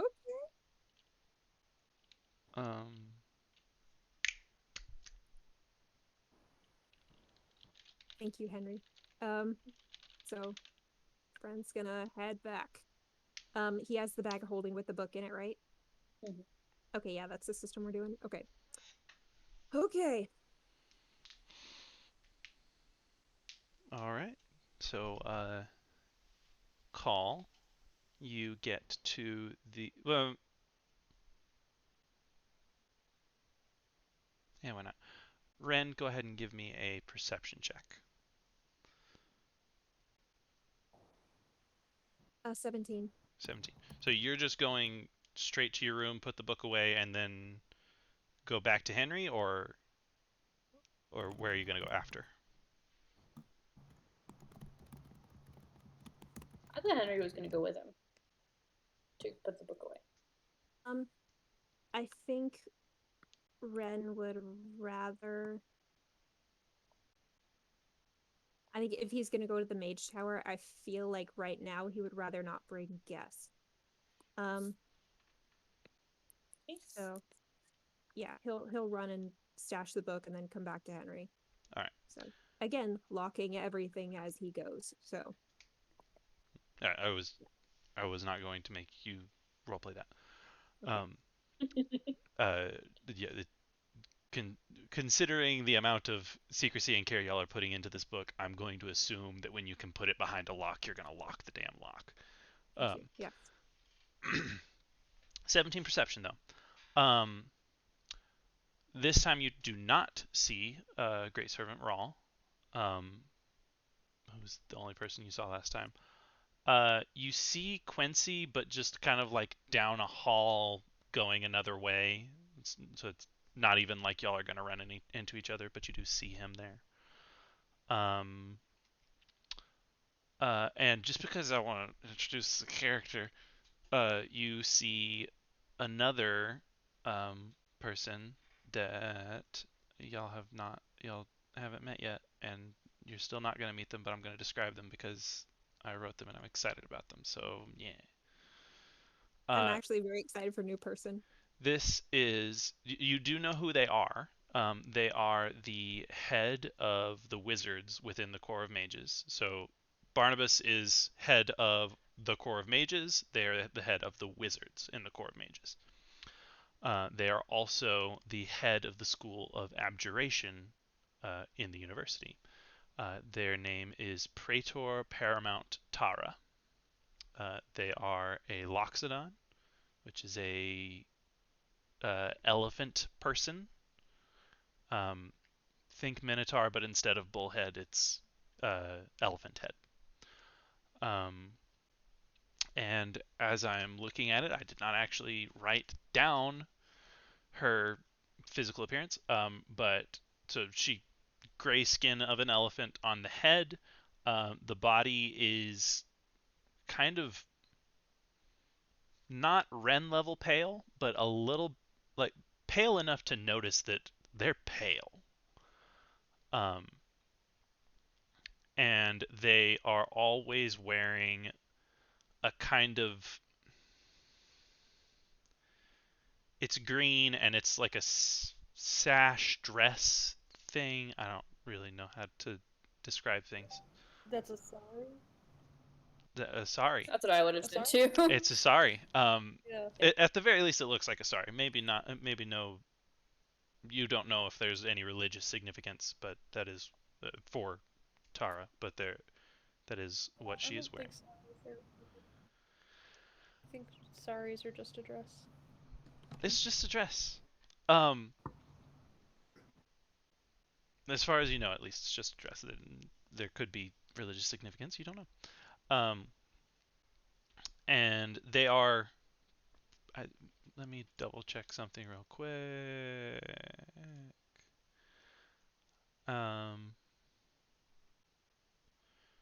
They are standing at the end of a hallway, not one that you're going down, but they're standing at the end of a hallway with a book open, just reading, and they seem pretty lost in thought about this book.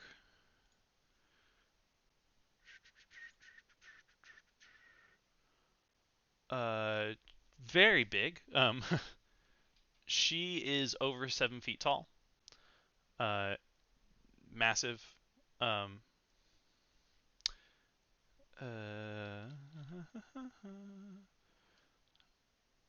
and she has green eyes that there is no pupil or iris. It is just, it looks like she just has green marbles where there should be eyes. And this is her name. But yeah, she's reading, and that is that character introduced because I've been excited about her.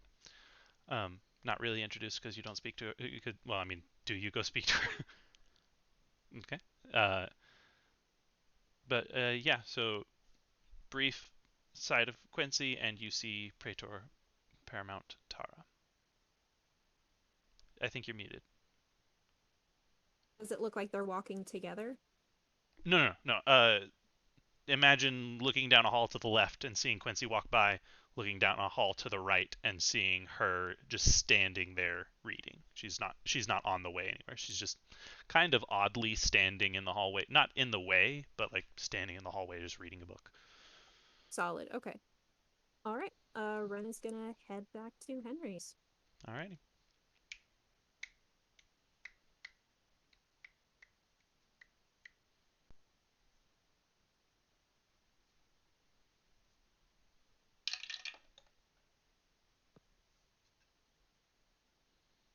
On the way back to Henry's, you do.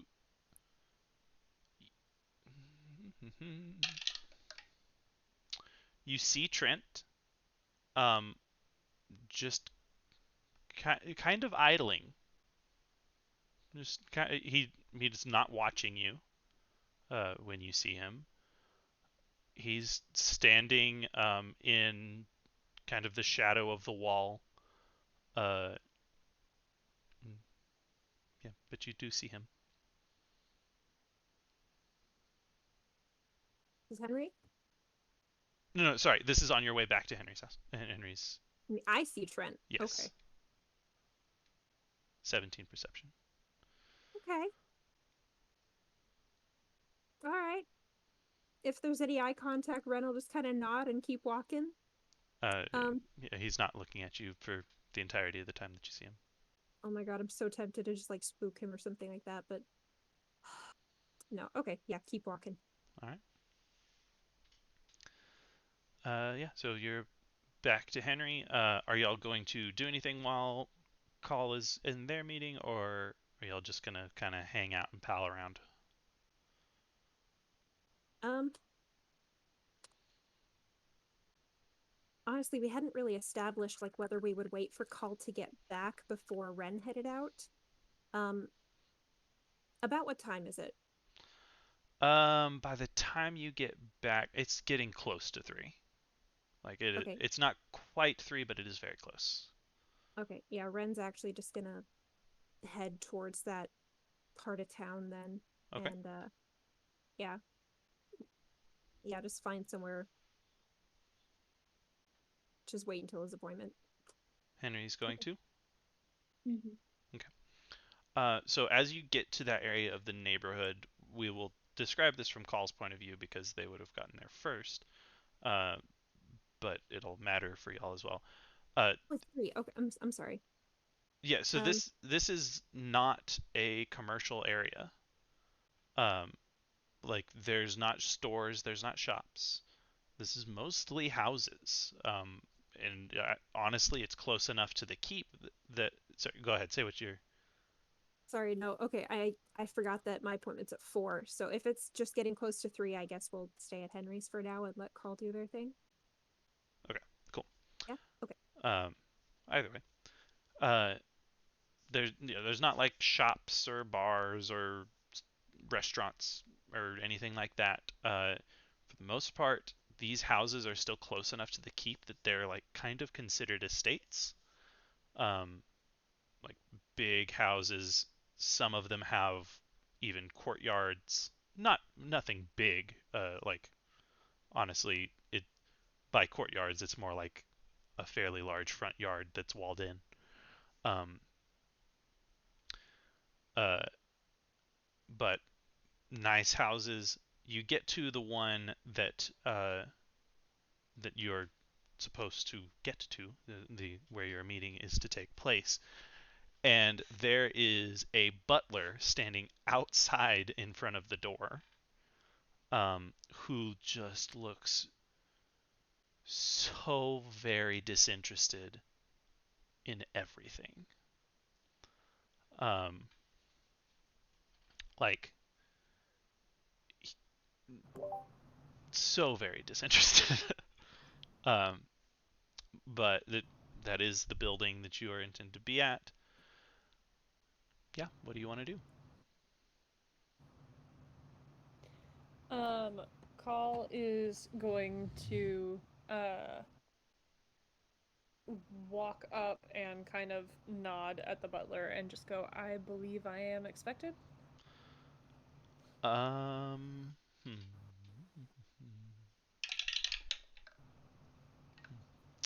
Uh, he gives you a bow that, like, seems befitting of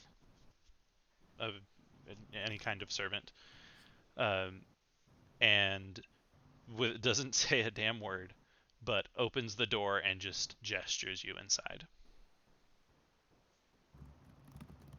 Okay.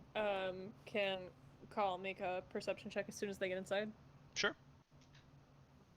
Cool. See if it's any good. Oh no. That one actually was a 1. Ooh. Damn. Call ain't noticing shit. Okay.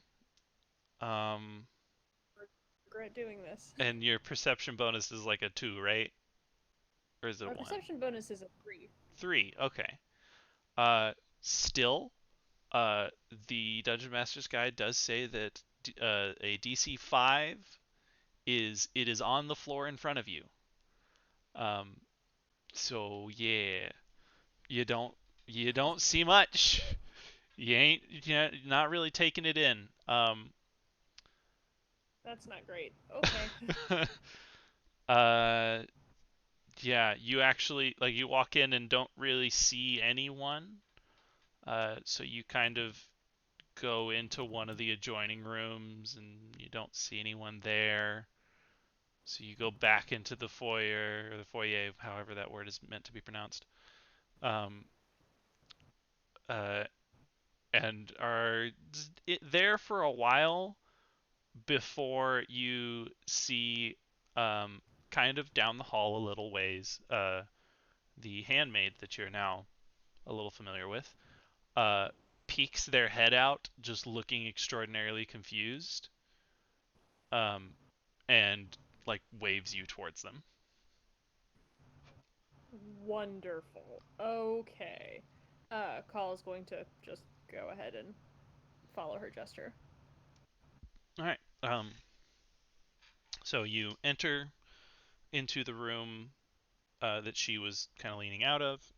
You look around, and there is, like a, like the fold out, like changing, like clothes changing partition things. You know what I'm talking about? Yeah. So there's one of Yeah, the changing those. screens. Yes, changing screen. Um, and in front of it there is a chair. Uh, and the handmaid goes and sits there once you come in. Uh, and you hear some whispering, and then the handmaid says, "So, uh, but are you open to our offer?"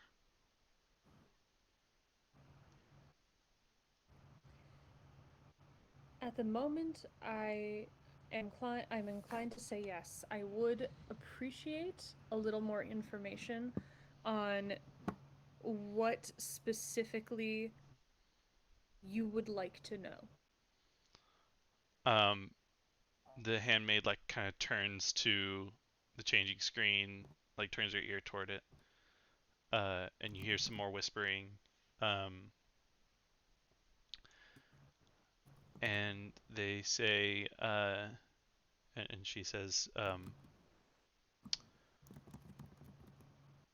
there is not currently a topic that we need information about, uh, but we are sure there is things going on that we should have information about. Um, and this is how we plan to do that.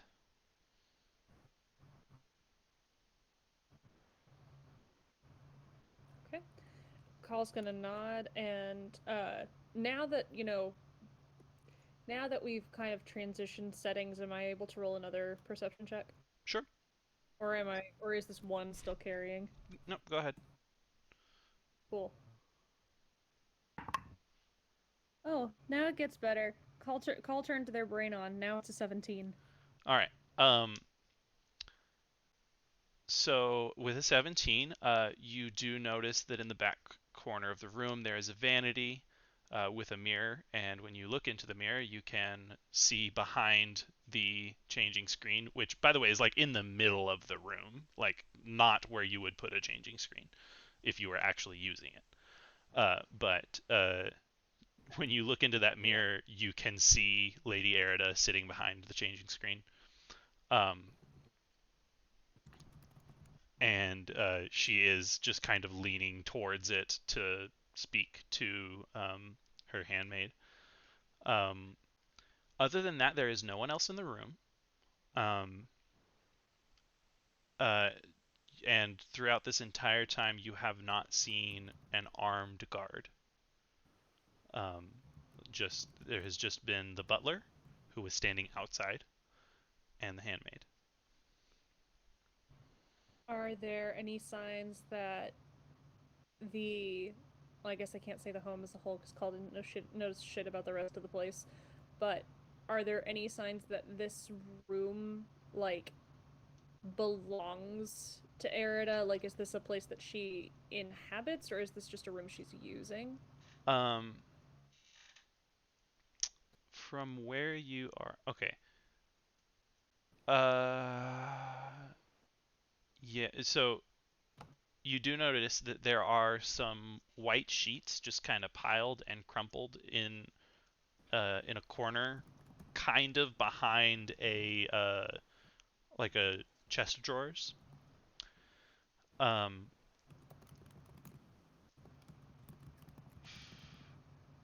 there, 17. There is a hanging light fixture, not quite a chandelier, but there's a hanging light fixture in this room that is very dusty. Um, the furniture itself does not look very dusty, but the light fixture does, and you do not see anything that like makes you think anything in this room was used recently, other than the changing screen is not where it would normally go, and the chair that uh, the handmaid is sitting in, like it would be in just like the middle of the room. It would be weird to leave it there. Yeah. Yeah, so that's what you see. Okay. Um. Okay. So back to the conversation.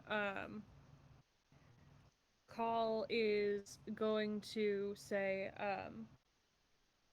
in that case, I shall use my discretion, keep my ears open, and report any information that may potentially be relevant. How would you propose this information be communicated? Uh,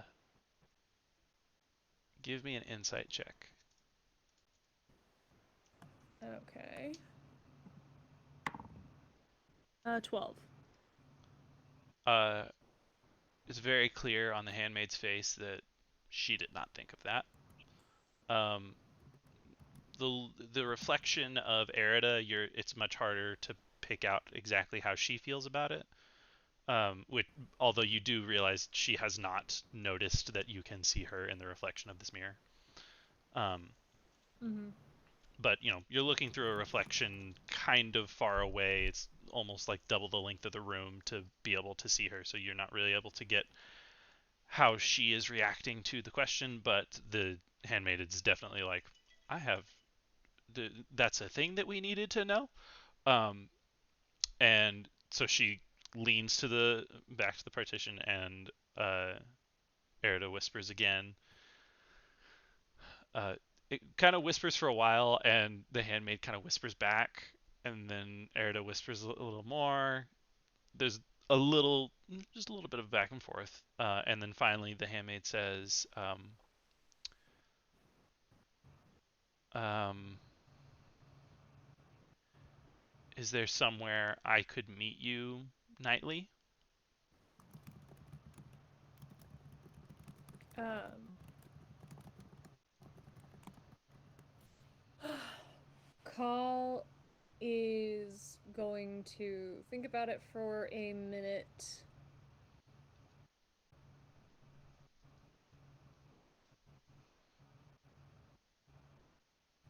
And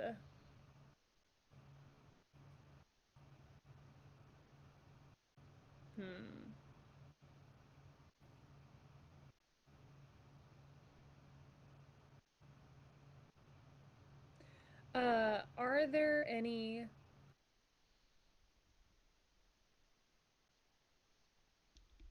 any places that Call could presumably do more like a dead drop kind of thing?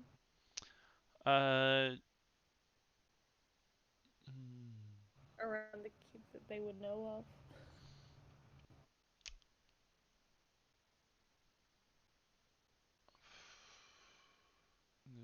There's not like mailboxes, which is the first thing that came to my mind, but those don't exist. Oh, that's yeah. It would presumably be more something along the lines of, along X path there are, cracks in a keep wall and you could stick a note in that kind of shit. Um, hmm.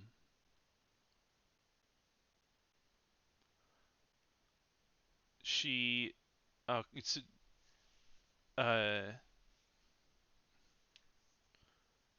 you going to like offer the idea of a dead drop or?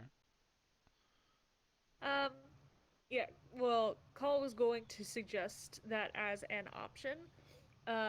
Call is also going to suggest either way that Knightley may find may leave them disappointed in results as much as frequently information of any kind of value within context would take more than a day to compile. So you would end up with a bunch of half put together information if reports were required every day.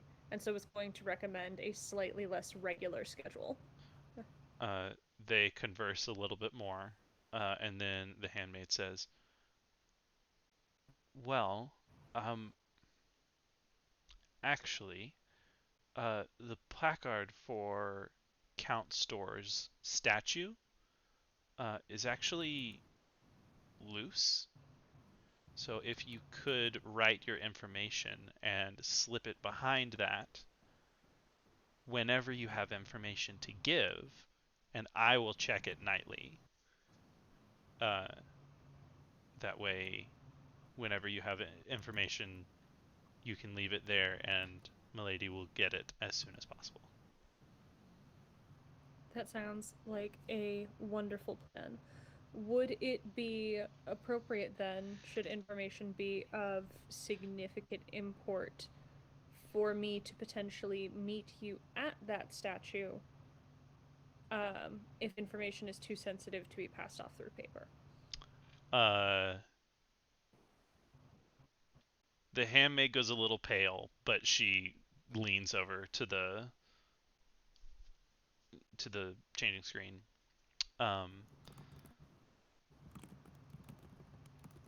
And then finally doesn't say anything, but with very like pinched closed lips nods.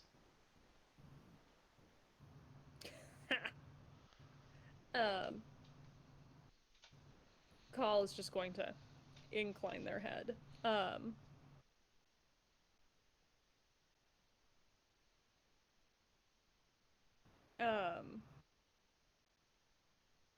Can Call roll a, I guess it would be an insight check or something to see if they should be framing their conversation around, oh, I'm doing this for loyalty or monetary value or whatever, because they don't want to take money, but they also don't know if Erida and the handmaiden are even going to question the fact that they're apparently doing this for free. Or does Cull even need an insight check? Because apparently they have no idea what's going on right now. So first of all, they did offer the when the handmaid first approached you, they did offer a weekly payment. I don't believe they gave you a number, but they did offer you a weekly payment. So go ahead and roll insight. Okay. 13. Okay.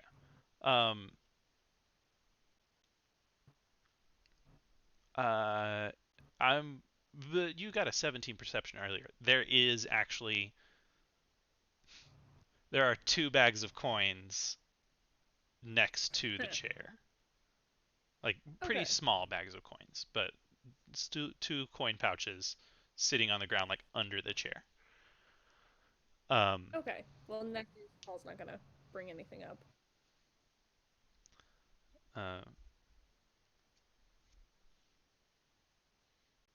Although 13 insight is high enough, the handmaid looks nervous to potentially have to meet you, especially if something is wrong. In that case, Call is going to also suggest that if something were to be wrong, Call could leave a note with a request to meet or for follow-up information, and maybe check the placard themselves the next day to see if there's a response. After a brief whisper, the handmaid says, "Yes, that would be fine." Okay. Call is not in the habit of trying to make ladies scared of them.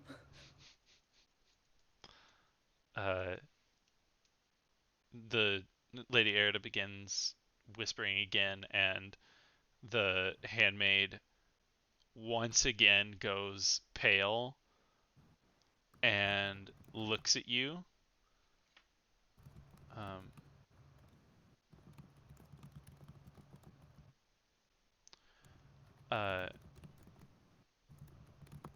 And her mouth starts kind of working, but she's not actually talking.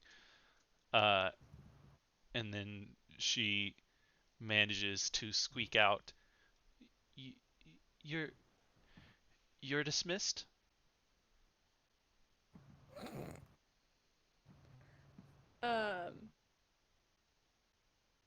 Call is going to bow slightly and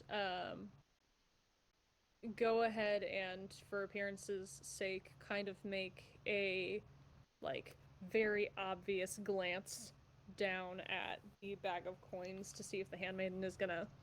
Well, let's see. That's cocked.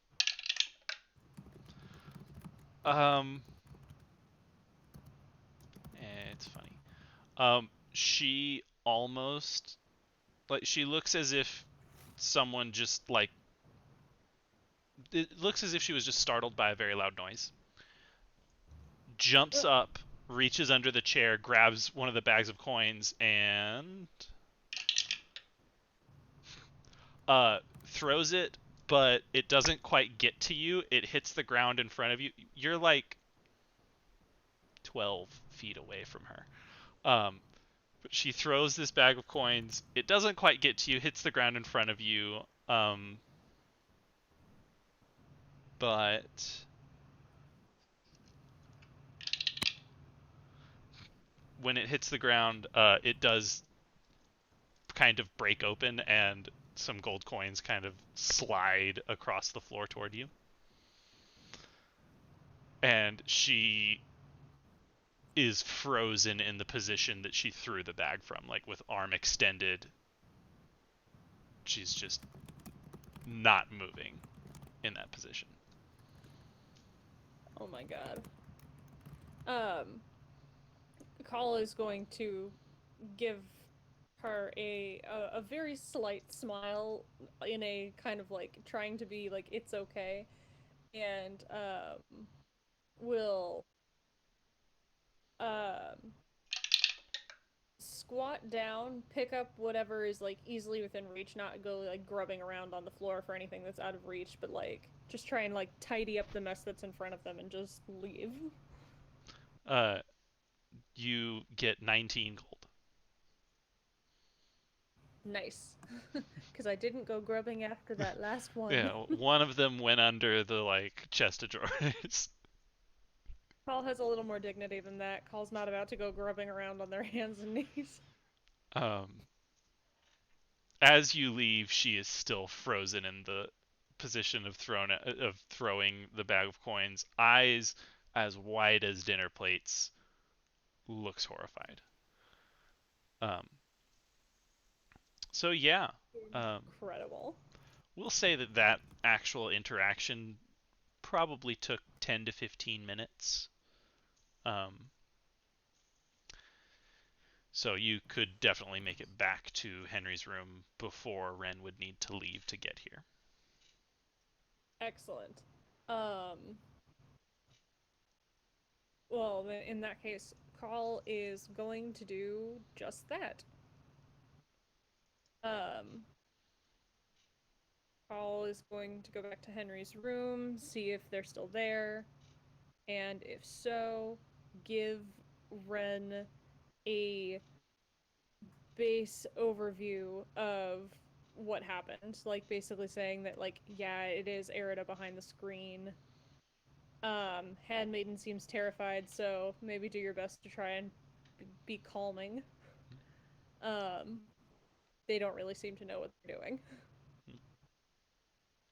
By the way, the butler, when you left, still said absolutely nothing to you.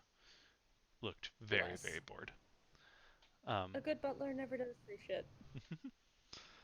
All right, so give the brief rundown, and Ren, it's your turn. Bless him. All right. So didn't actually seem to know what they wanted? Just clarify for me? No, they seemed to not have the slightest idea of what kind of information they wanted me to gather or how in any circumstance I was supposed to gather that information. Um, it seems to be up to my discretion to determine what information is relevant, how it's acquired, and how it's conveyed. Okay. I. It seems like someone who does not understand the situation desperately trying to copy the movements they see other people making. I can only imagine that's because she's scared of something. Yeah. I'm worried about her.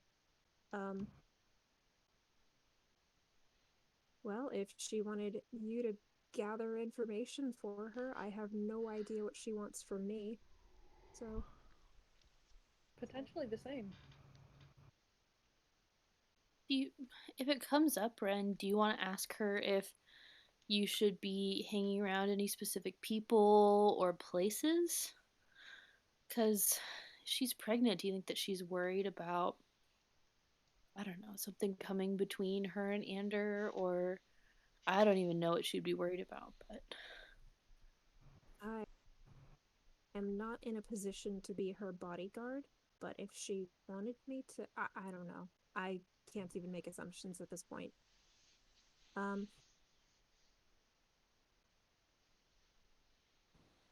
Well, if she wants me to gather information for her, then she's been misinformed about my occupation. But, I'll see what I can do to help her. I'm positive that she did not. I don't imagine she had much say in her circumstances, so I would like to help her. I've got to run to the restroom real quick. Go. Y'all can keep talking if you want. I'll be right back. Yeah. I feel like in this moment, Call's just now realizing that the perception of them that Ren might have is that Call is a spy, given what Ren just said. A little bit. Like, what is your job? You're a spy, right? And Call's having this moment of, oh god, is that my job? Yeah. What have you been tasked to do, Call?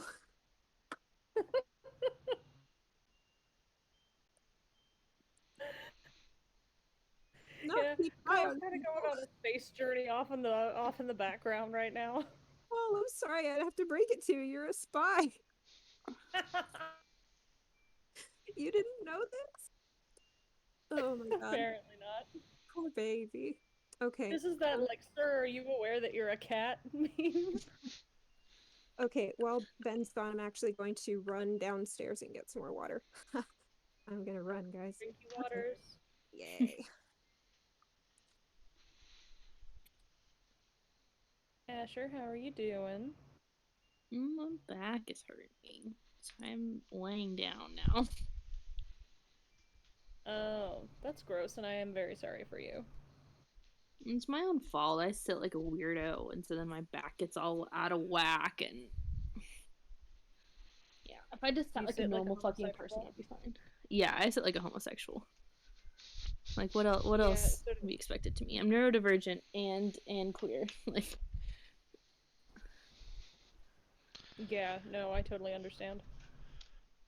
On the topic, Marisha Ray from Critical Role, who's Matt Mercer's wife, she sits like this most of the time, and it's hilarious. That is the most goblin behavior I have ever seen. it's funny you say that because in my mind I was like, that's Bronwyn in a different font.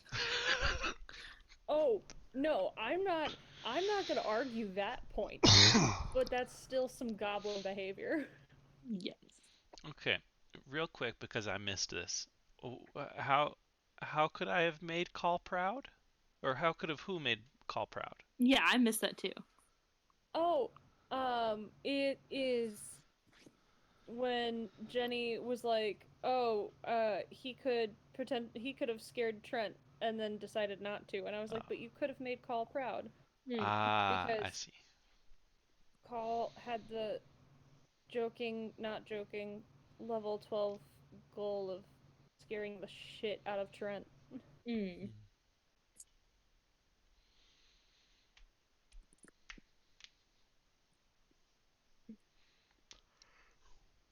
Sometimes I say things and I expect other people to be on the same wavelength as me.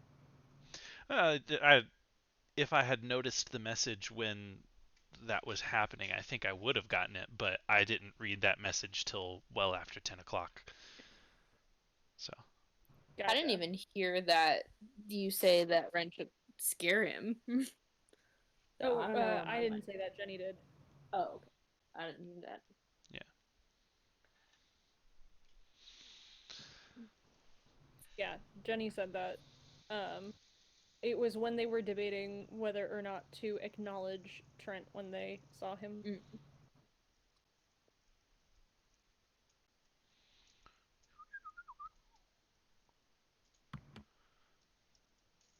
Hey, hot stuff. Hey, sorry. I don't know how long I took, but where are we? Same place. Not long at all. So yeah, are y'all still talking, or are you gonna head to the meeting? I guess if that's all Cole has to pass on, then Ren's gonna head to the meeting. He's gonna go in alone, but like Henry was saying, if he wants to hang back for support, like I don't know. Like I think Ren should go in alone just because we don't want to spook her too much, and she did just send the letter to him. So it's I think after hearing Call's account, Henry's like, I don't want to scare her any more than necessary. I'm just gonna stay here with Call. okay. Alrighty. Okay. You find the building easy enough. It is the same building, as I already said. There's still a very bored-looking butler, but yeah. As he sees you approaching, the bored expression kind of falls from his face, and he make an insight check.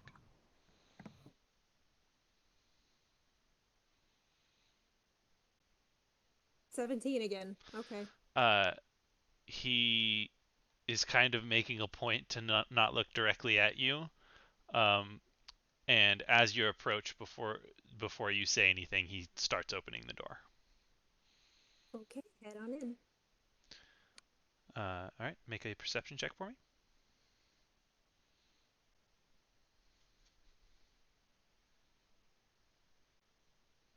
8. Y'all will just never know what's in this foyer. Right, isn't it? Even with an 8, you do notice that there is only one door in the hallway that is standing open. The others, or the other doors lining this, entryway, are closed. It's just the one that is open. Okay. He'll take that as a direction to go there. All right. As you come in, you know what will be nice? Go ahead and make another perception check for this room. Okie dokie. Nat 20. Oh, okay. Nat 20. So you notice everything that Call noticed. The mirror, you notice like dust on the hanging lights. You also are able to tell on certain areas of the floor, like all of the floor is dusty, and you can see footprints in certain areas of the floor. You would have to kind of like get closer and inspect them to actually like be able to tell this person went here and then there. But like there are footprints through a lot of the room, mostly centered around the partition. Um, and of course, you see the handmaid sitting in the chair, who is there is just not as pale as you are at the moment, um, shivering slightly, um, and nat 20 perception. Nat 20 perception. Lady Erida, you don't make eye contact, but you do notice that she is watching you through the mirror as you come in the door. Okay. Ren is honestly just going to try and present himself as innocuous as possible. Just not trying to be intimidating, just like, like, okay, yeah, I'm here to be reasonable and like, hear you out kind of presence. He does not want to scare them.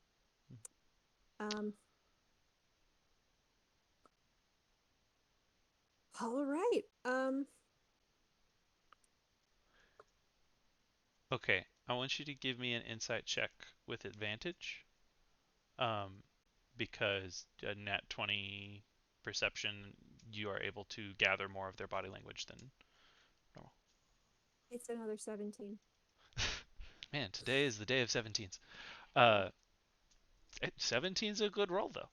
I was like doing that thing like before the session where you roll a bunch of your d20s to see which one's feeling good. They kept rolling 17s. Oh, okay. All right. Okay. So, Handmaiden scared shitless. She's absolutely terrified of you. Just terrified. With a 17,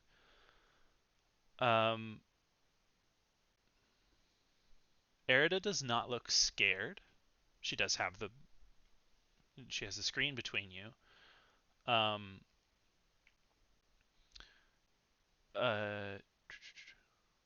you notice that Erida does not look at you again since you first came in the door.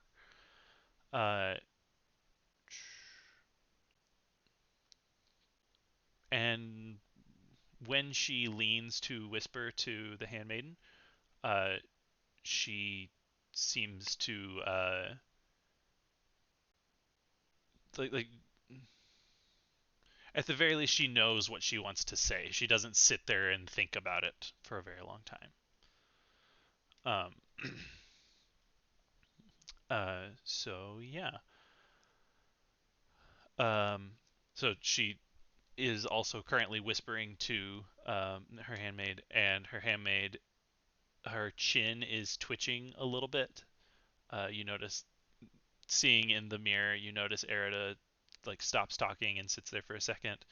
The handmaiden's chin is still twitching, and then Erida like leans to the divider and whispers again, and then finally her handmaid says, "We um we need more information of the goings on around the city."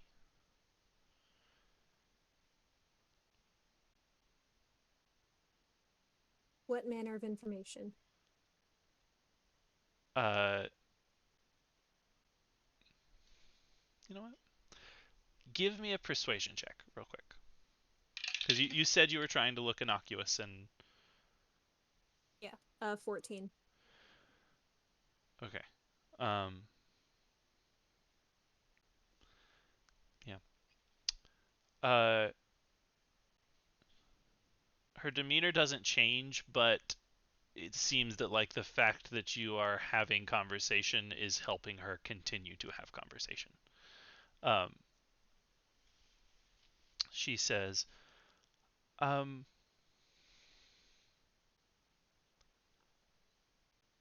uh, she leans to the partition and listens for a second, and then, well, anything interesting, and anything dangerous?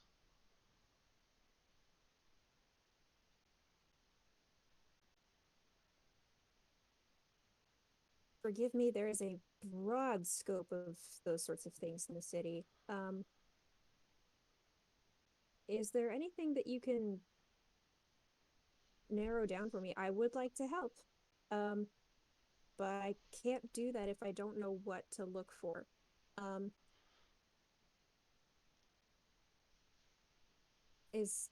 have no idea what the circumstances of what interesting or dangerous are to you.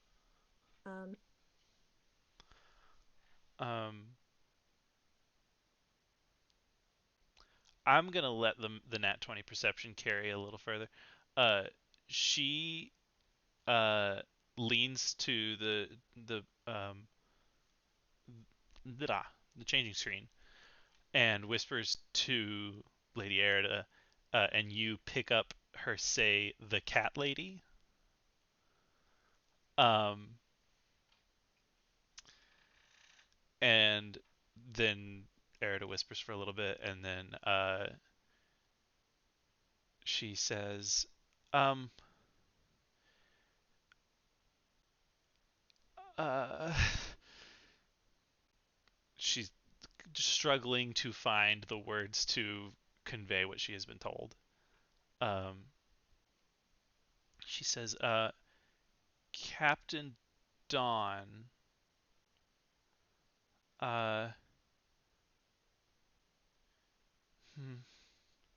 reevaluates what she was saying, and then is like, uh, well, obviously, then she says, well, obviously, and then stops, and then says, anything to threaten the Count's family.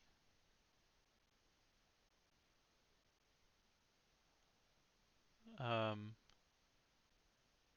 and you can kind of hear, you can't hear, but you see in the mirror that Erida is like coaching her through this a little bit, like almost telling her exactly what she wants to say. And she says,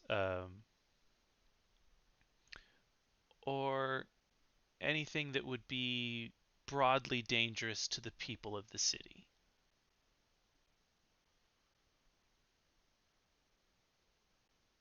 Okay. Is there a specific source that you think this danger might be coming from? Are you suspecting certain people or certain events? I'm going to continue to let the nat 20 bleed a little bit more, and you actually hear Erida say, "That's what you're for," but it's kind of it's in a whisper as if she's trying to only say it to the handmaid. Um, and then the handmaid eyes go even wider than they already were. Um, uh, there is no more color to drain from her face, and uh, she just says, "We do not have specifics at the time. Um, for now, if you hear of anything, you could look into it further." And makes a little face like, I don't think that made sense, but also I was just saying what I was supposed to. Okay, Ren's gonna try this. He did bring the bag of coins that the handmaid gave him last night. It has 20 gold in it. He's going to pull it out and step forward like a good distance so she doesn't feel like she has to like, you know, get closer to the spooky guy, but he's like offering it back. And he says, I can't accept this if I know that I can't do the job well. Um, I'm afraid the parameters are too broad for me to work with. Um, if there is something more specific that I can help you with, I would be happy to do so. Like he really wants to know what Erida is scared of right now.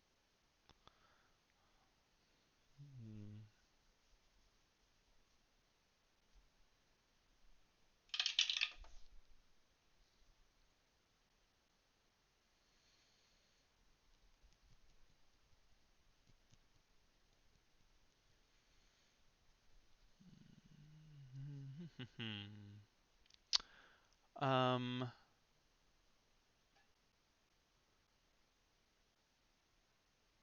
the the handmaid makes no motion to take the money back, and says, and it sits there kind of surprised a little bit and like gives a look to the screen. Uh, Erda is speaking even quieter than she has been. Uh, and the handmaid kind of has to lean even closer to the screen to hear. And then finally, the handmaid says, um, "That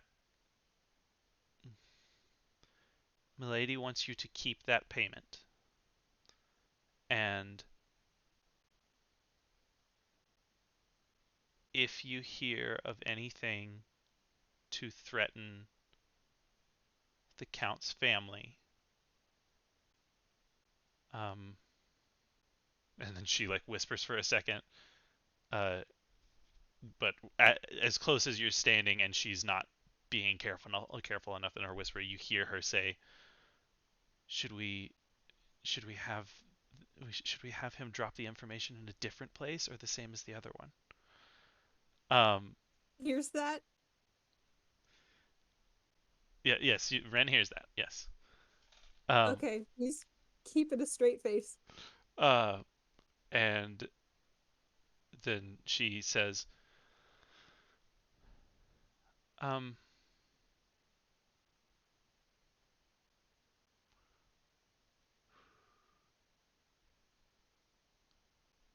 she so Erida whispers for a while, and then the handmaid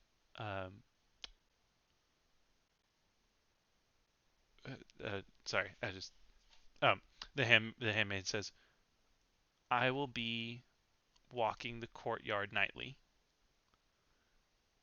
If you hear something that threatens the Count's family, please try to find me and tell me." And nice. Her little bravery check, she rolled a 19. So she does not freeze up when telling you to meet her if you hear of something that would danger the Count's family. And then she says, if at that point you feel more willing to work for Milady, we will discuss further payment. But for now, we hope that this is enough for you to tell us that information, if it comes up.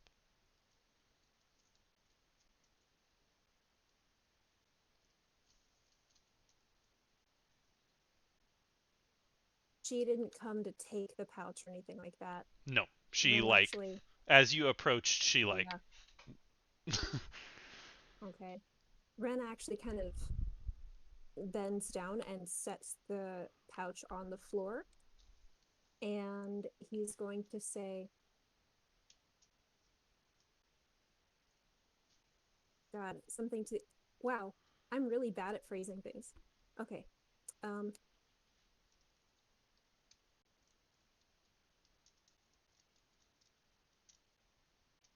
What is the intent you want to convey? The intent is kind of like, I don't need to be paid to try to keep innocent people safe. Like he doesn't want to be paid for that. So that kind of thing. So like also implying that he's like, Erida, I have faith in you. You probably didn't do anything bad. Basically he doesn't. He's refusing to take the money and doesn't want but doesn't want them to think that that means that you would let danger to the Count's family go by idly. Yes. Okay. So if I hear anything, I will meet you in the courtyard. But don't pay me. Roll persuasion for me, please.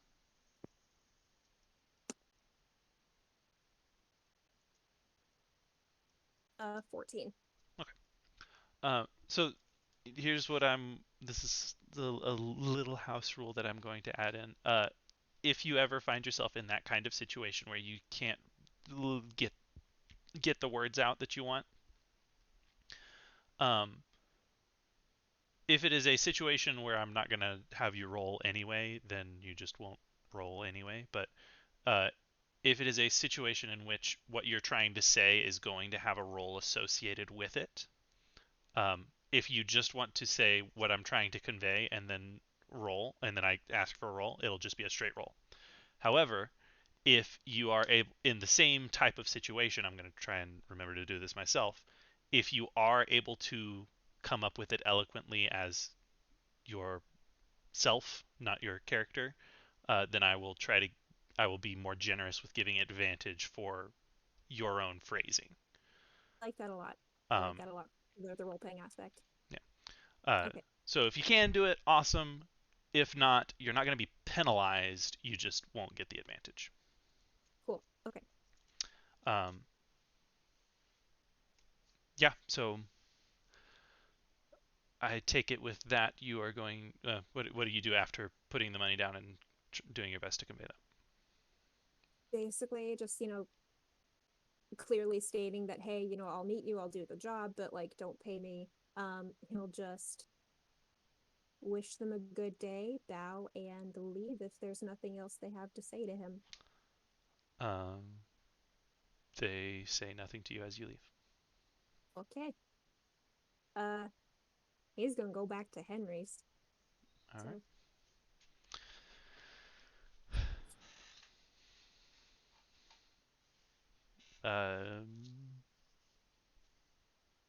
Give me one more perception check on the way home. Or not home. Not your home, but Henry's room. 5? You're at Henry's room. Cool. Okay. Whew. All right. So, assuming the other two are there and hanging out, their cameras are both off and their mics are both off. I'm very lonely. Hello. Hello. Okay. So yeah, Ren is just kind of bemused. Hello. But yeah, Cozy. just kind of bemused. Like, what was that? Kind of looks at Call. Call's gonna give that fuck if I know face.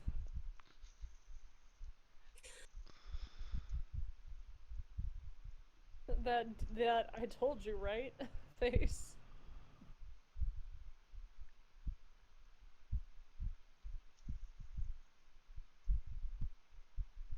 Either she really doesn't know what my job is, or she knows something that I don't need her to know right now. Also, did she ask you to do a dead drop? What is that? Ha! Call is going to laugh and admit that they suggested as much because they had absolutely no idea how the information was supposed to be relayed.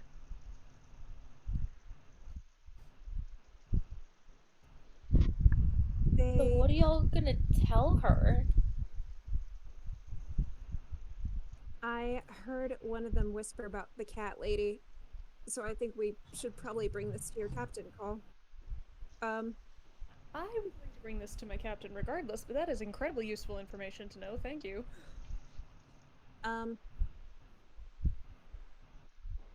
I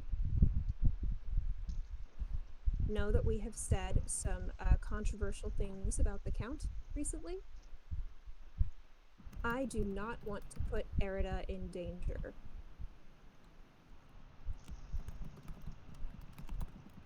I don't care how guilty she is of anything. She's practically a child, and she shouldn't have to suffer for Anders' poor decisions. Henry is nodding along furiously as Ren talks.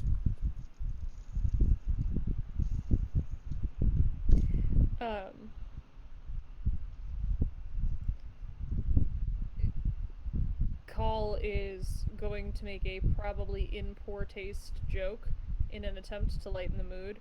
That says, and they're gonna say, yeah, Ren, or not yet, Ren. Yeah, Henry. You're technically one of the people that we would be needing to tell Erida about. And then is probably going to look like they very much regret opening their mouth and kind of want to just like swallow themselves whole. Ren does that kind of thing, like.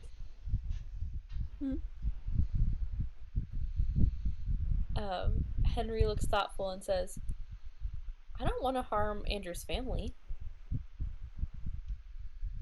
And lets the implication hang in the air. I agree, Henry.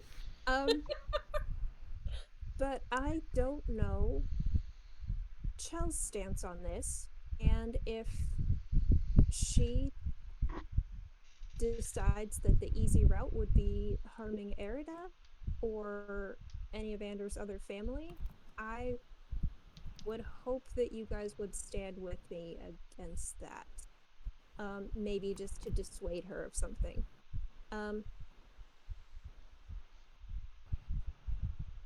But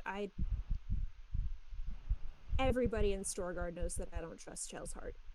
But, Okay, what do you mean by that? Because the hearts also mentioned something when we were there. What's going on? I have been advised to be more careful what I say about nobles, the sensitive deers.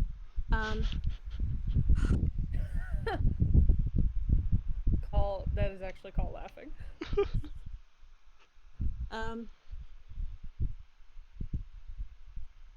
One of my second most recent encounter with High Power Kenda, they asked me what I thought of the hearts. I trusted that this was in confidence. It was the only honest thing that I said to them. Well, they laughed about that and said that I needed to be careful. And then Barnabas told me to be careful.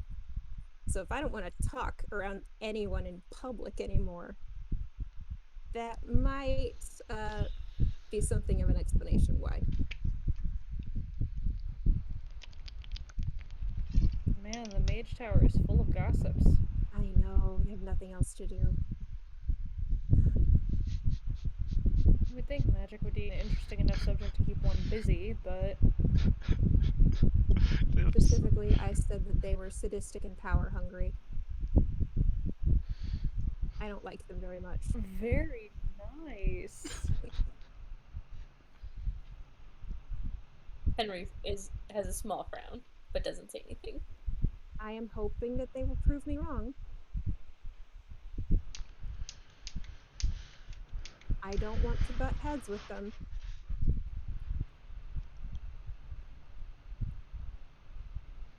I would like to come to an understanding with them, but they have not impressed me so far. So I understand that. I empathize with that.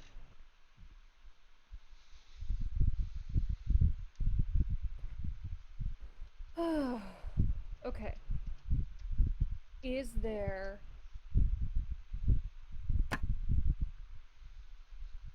there anything that we really should talk about? Is there anything we need to do? Because if not, as much as I'm enjoying your company, I should probably try and report to Zerka about yesterday's assignment and that explosion. And what just happened. And I think Henry has something to say. That's he said, I'll try to keep this quick because I know that it's important that you report to Captain Zerka about this. But I just want to apologize for everything yesterday. I let my emotions get the best of me, and I think I was overwhelmed in a way that I haven't been in a very long time, and I did not handle it well or speak well or make good decisions in any way, and that's not what friends should do. And so I'm sorry.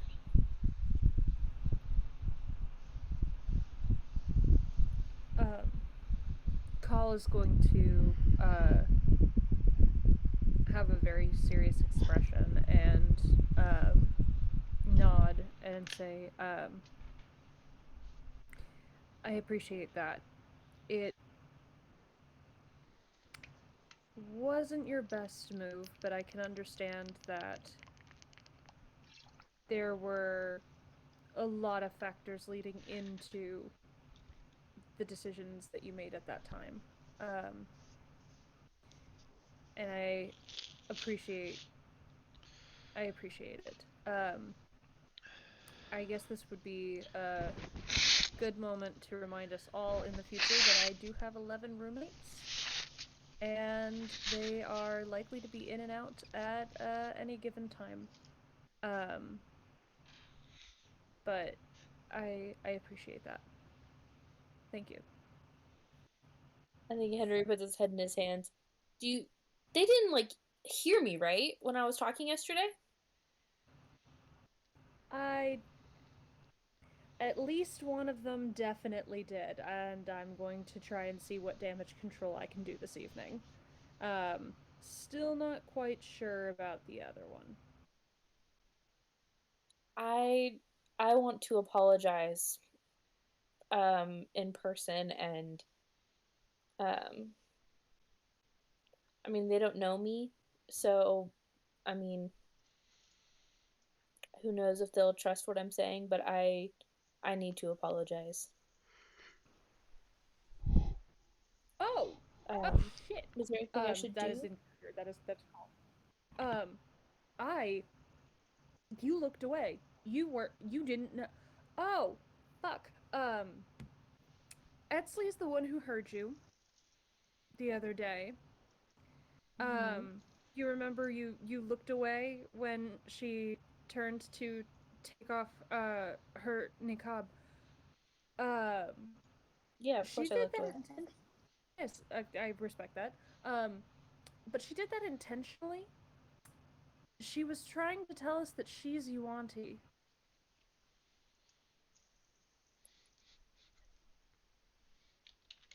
So that might contextualize some things for you. I completely forgot that when you looked away, that meant you didn't actually know what just happened there.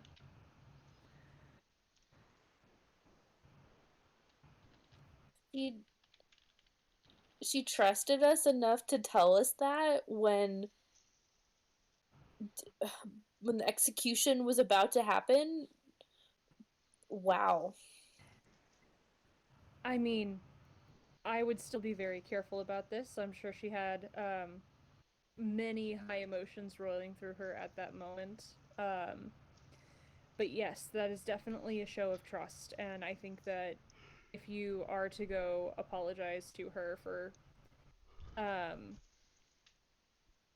kind of unwittingly involving her in your thoughts, maybe bear in mind that that will be something that colors her perception of events. I mean, and I for the life of me, I could not say which direction that will color it. It could be positive, but just bear that in mind. I will.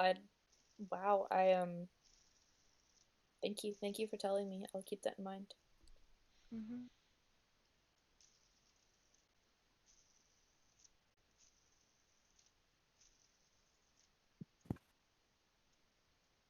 And then I think Henry puts his head in his hands again and says, "Guys, I have something else to confess. Okay.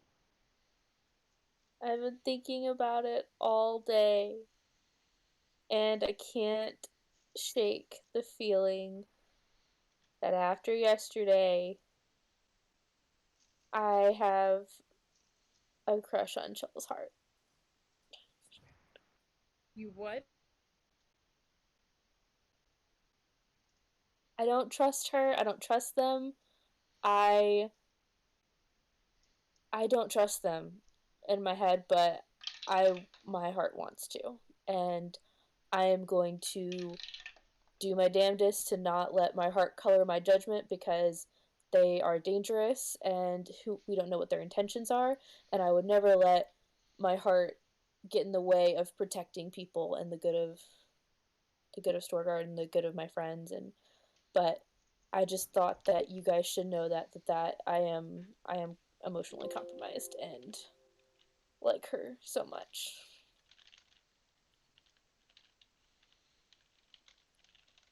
He does not look at either of them. Has his hands over his eyes like I'm doing.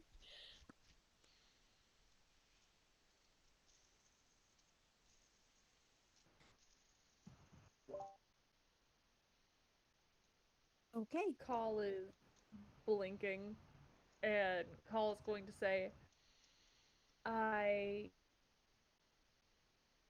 don't know whether to say congratulations or I'm sorry.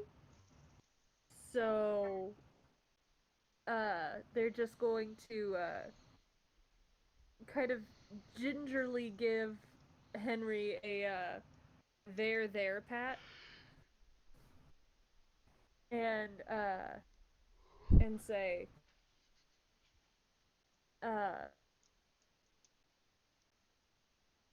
I fully understand that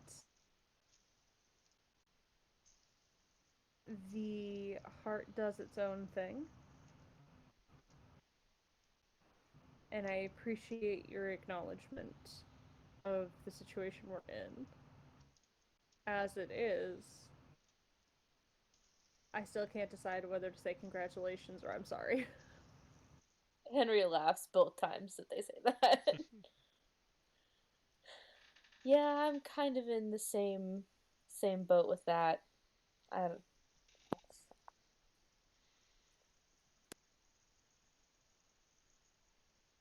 Does Ren say anything? Does Ren make that face? Kind of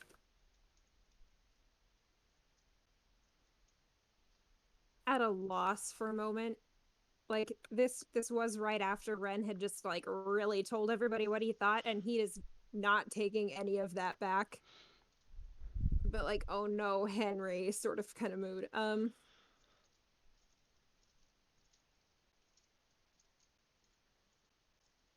I know that you can't control how you feel. And I realize this must be stressful for you. This is another thing for you to have to handle in the middle of all of this. You're my friend, and I don't want you to get hurt. As awful as this is to say, I think you should not let Chels know about this. You yourself said that you're not sure if you trust her. And I believe that she is likely to manipulate you if she learns how you feel about this. Please be careful.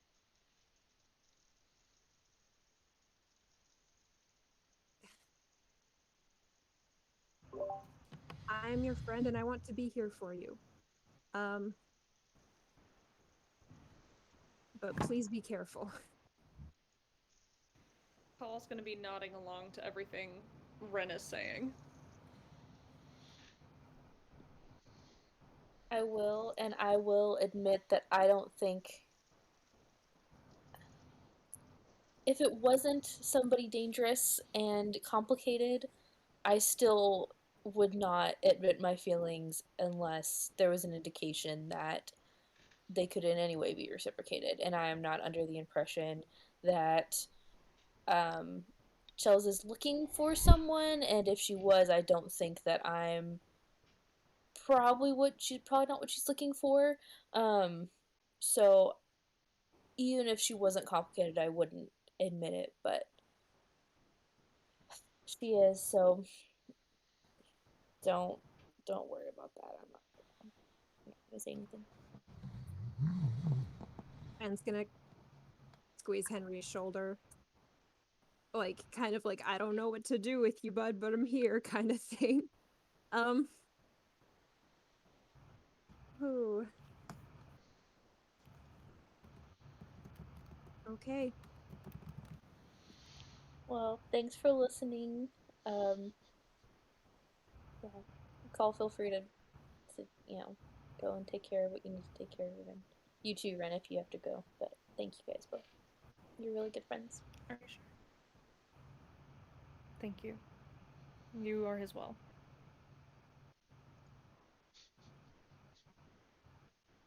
Thank you. You sure you're okay? No, but I just need to process all of this, and I'll be fine. Okay. In that case, I will respectfully give you some space. Ren, would you like to walk out with me? Let's do that. Okay. Have a good evening, Henry. Y'all too. Thank you. One more like pat on Henry's arm and then out. Adorable. All right. Call is headed to Zerka. Where is Ren headed? That is a great question.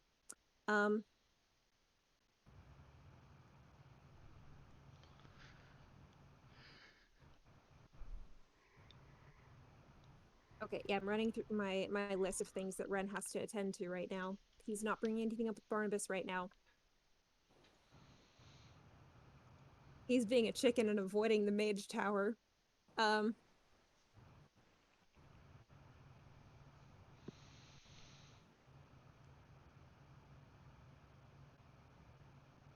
Honestly, he might just look at Call and say, I might stay out a little bit. If you're up for it later, I might be at insert in name or something like that. Probably not the same one. Okay. I might be there having a drink. Bye. So yeah. As their call's gonna be like, honestly, depending on how this conversation goes, I may take you up on that. All right. Good luck. Thank you. All right. Call. Yep. When you get to, you know, the Dozens barracks and Zerka's office rooms place. Just a second. I need to take a charger. I don't know. Oh, it's I'll be right back. Is Asher dying? Yeep. My No, laptop's Asher. dying and I can't move. So I asked her to bring it to me. Sorry. Oliver! Don't be a dick. Who? Don't be a dick. You. Oliver. Yeah, you're an asshole. Oh, I was yelling at the cat because the cat decided that he was going to be an asshole and do his one naughty boy thing. And which is there's a specific spot on the wall he likes to claw at.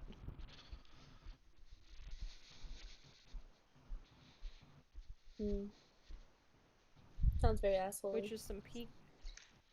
I know. I was like, when did this develop? Because like we've lived here for a year and a half, and he only developed that habit in the past few months. I was like, bitch, excuse me.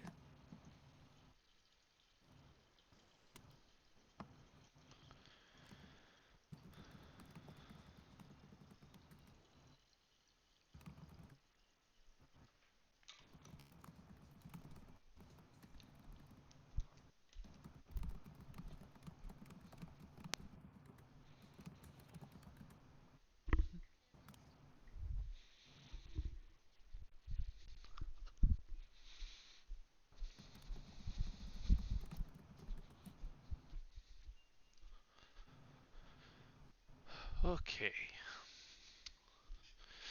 You're So, bad. who is? So are you? Would you peek your head into the barracks, or are you going straight to Zerka?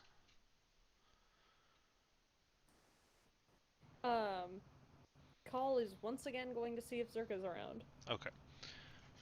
She is. She a little bit more in her more common demeanor than the last time you saw her.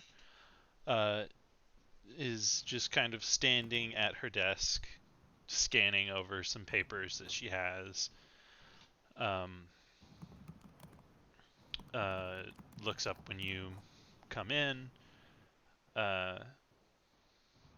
and kind of just stands up straighter and says, "Yes, report from the execution." The execution and all that's happened since. It's been a busy 2 days. Call is going to give a very straightforward report on everything that they noticed during the execution, um, including people like the pickpocket that they lost sight of in the crowd and that sort of thing.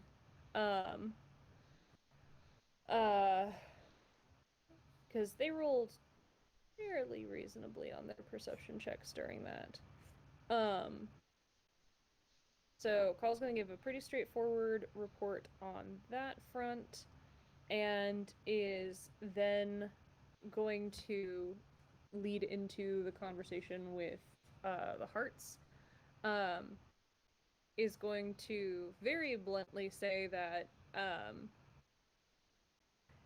Erida has made it clear that she knows that you do not trust her and all that that implies. Chels? That. Mm-hmm.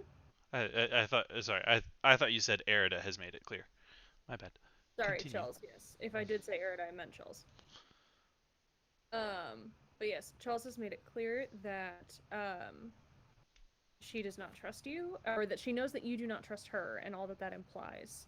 That being said, she nevertheless suggested that we willingly exchange questions within the zone of truth.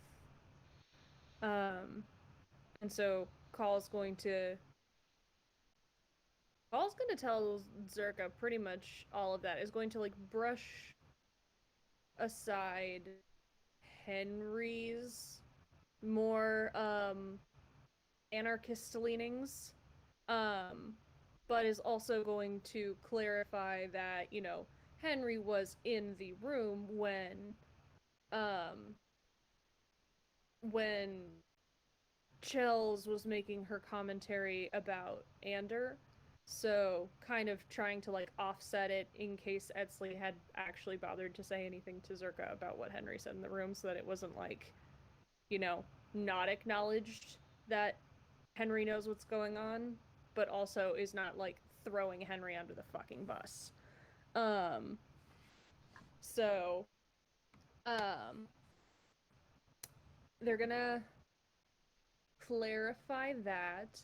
They are also going to tell Zerka that Chels mentioned Erida being pregnant. And also what Chels said about like her goal being like safety for her and Trent. When Call catches up to the end of yesterday, Call is going to pause and just be like, "Do you want the rest of the report, or would you like to process first?" Zerka has a frown that gets deeper and deeper and deeper with basically everything you say about the Hearts. And then when you mention that Erida is pregnant, she has an actual look of surprise. Yo shit. Could you not DM me just jokes? Um, that could I'm have sorry.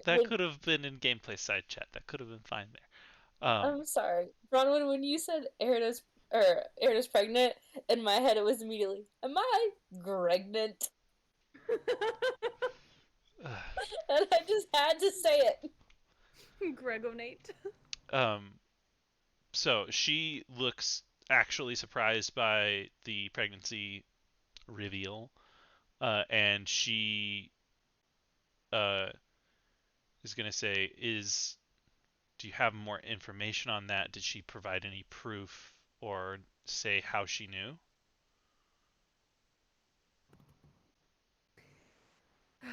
Unfortunately, no, she did not. I do, however, have a little more information on Erida herself, essentially from Erida herself, that kind of lends credence to the theory, though it is still not confirmed. We'll get to that in a moment. all of the talk you had with the hearts, what was her phrasing? You said it, you said her answers. You said you were in the zone of truth when you were talking about this. What was her question exactly to you? Fucking Christ, this is one of those moments where I regret that I did not finish my notes before the session. Because I stopped getting all of my notes right before that conversation and did not finish writing it down. Oh god. Do you want assistance? Do you want to call a friend? Ben, am I allowed to do that? You're allowed to make a history check. Okay. Work with me here. Work with me here. Oh, it's not gonna be a word for word. It is a 12. Henry or Ash, what do you have?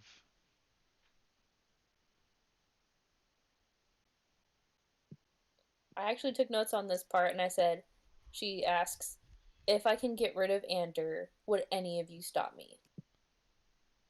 That's the quote I have. I don't know if that's actually word for word. That is what you remember with your 12 history. Okay. Well, in that case, that is what Call is going to say to Zerka. Zerka starts pacing a little bit and says, okay, she didn't say kill, and your responses, she closes her eyes in a what almost looks like a pose of prayer.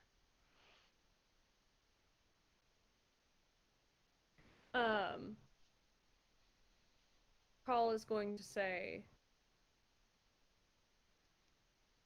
my response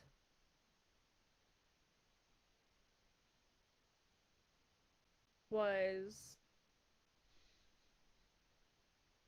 essentially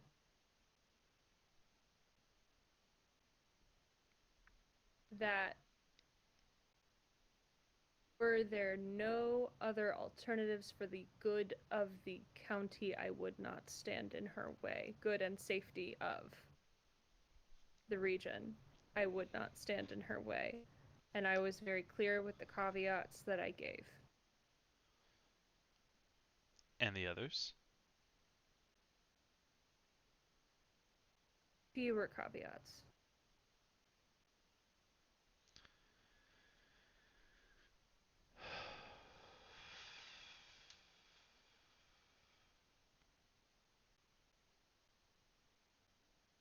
If you want to ask for any insight or any kind of checks, you I are would allowed to. fucking love that. That goes for all the time. Yes, Okay. I would fucking love to do an insight check right now. Go ahead. Excellent. 11.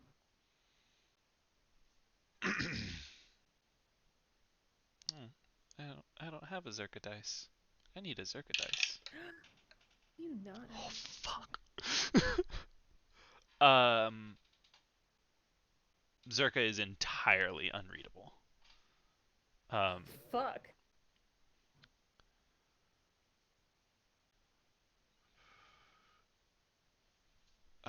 She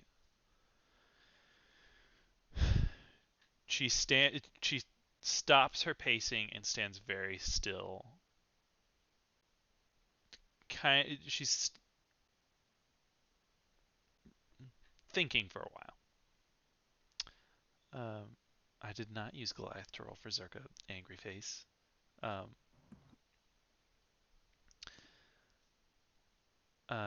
And finally, she levels her gaze at you and says, "It does make my job easier when my subordinates don't say that they are willing to let someone remove my boss. But as long as you are remembering her question correctly, she did not say kill. And that's a big point. I would ask. That is a big point. I would ask what you would have rather me done in that situation, as my alternatives were to potentially lose any access I had whatsoever to her, or to be at least reluctantly malleable to her aims. Was there a winning situation? Was there a winning answer in that scenario? There's not winning, but there's information. You have... she full on rolls her eyes, kind of at herself, and says, honestly, you're right. You've probably done the best you could have done. Now, again, the exact wording of your question to her. I have to roll another history check. Like I said, I didn't finish my fucking notes. Definitely have that one written down, though, if you need that one, too. Yeah. Yeah, give me another history check. 15. 15 is high enough that I will give you what I have written down. Okay. Your question was, what are your highest priority goals for your presence and actions in Storgarrd? Yes.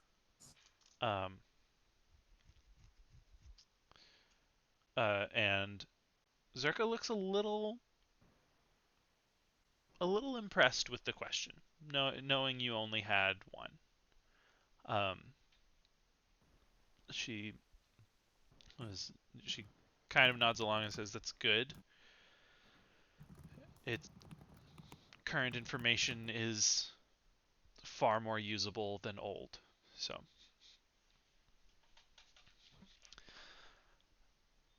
Call nods.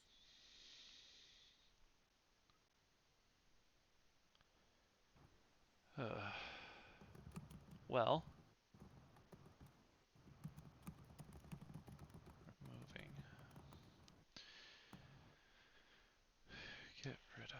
She is kind of is repeating the phrasing of the questions back to herself, and you said her answer was something about being safe. What do you remember of her answer? I'm not gonna risk getting a really shit roll for a history check on this one, so I'm just gonna go with the best of my memory.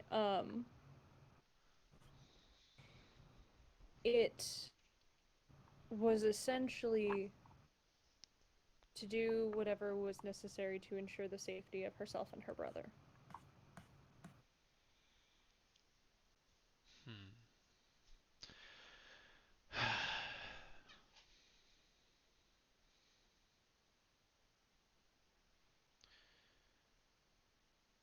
She's damn good.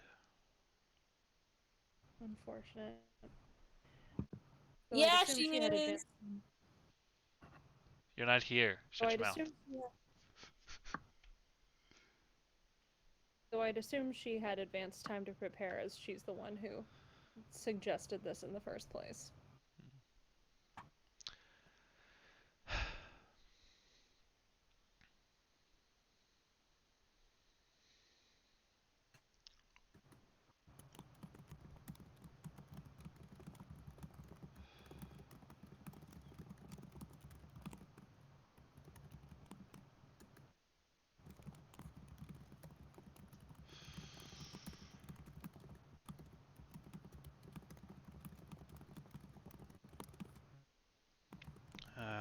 I'm gonna have to think about this more later. Now, more information on Lady Erida. Yes. Last night on the way back from the Heart's residence, Lady Erida's handmaiden, once again, in a failed attempt at subtlety, approached me, and I had a meeting with Lady Erida earlier today.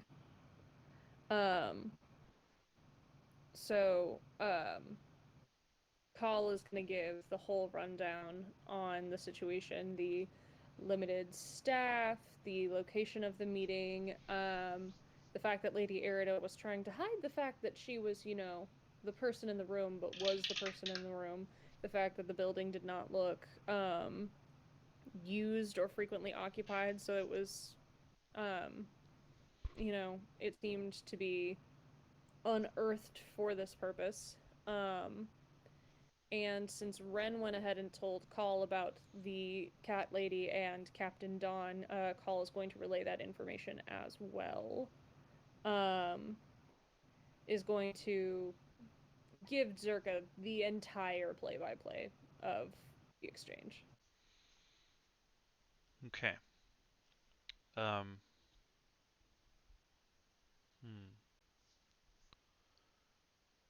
From time to time, I am definitely going to have information I would like you to feed to Lady Erida. Other than that, I leave it to your best judgment of what you tell her. Understood. Captain, I know, I'm sure this hasn't escaped your notice by a long shot, but you do know that this means that any information on the conversation yesterday means that any information I give you regarding the Hearts will be almost approved. If she is that aware of my relations with you as my captain, anything that I learn from her is going to be less useful. Not necessarily. This way, the information that you get from her, especially information that she gives you directly, knowing that she knows of our relationship, that's a lot of knowing to get through, but I can now identify information I have gathered from other means to be factual or not. Because as you said, if it comes from you, it is something she is okay with me knowing. So if I also had some lead from somewhere else that I wasn't aware that she knew about, and the information matches up, it lets me know where my informants are already compromised. That's fair. That is a valid point. That being said, it would be helpful, especially if if you or your group are going to spend any extra time around the Hearts, be helpful if you were even better than you already are at picking up any extra information that maybe she isn't intentionally giving to you. That being said, she looks at a calendar for a second and says, I have not decided this schedule yet, but she points out 3 days of the week that you are going to every week kind of shadow with her to learn a little better how to learn things. how to be a better spy. Um, and along with the other duties that you have already been assigned. Um, with that, anything else to report?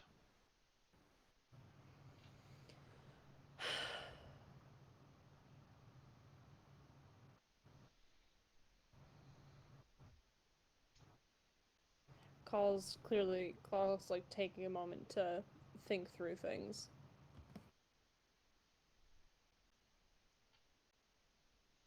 Ash, are you asleep? Maybe Nice. open your eyes then.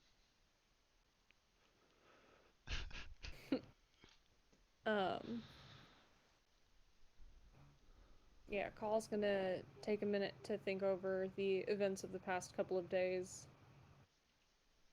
And,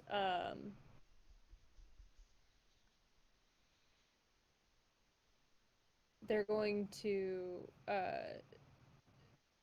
shake their head in a very, like, end of report kind of capacity and then go, "Did you hear my brother's in town?" Um, yeah, I don't think you have told her that yet. I have She not. raises an eyebrow and says, mm. She does know other history things though. She raises an eyebrow at you and Which is why Call brought it up. yeah, and says, "Oh, and how's that?" Emotionally fraught, but, we're getting there. She just kind of nods. Mm-hmm. It's been an interesting few days, but thought you might find that interesting. Well, if that's all, dismissed.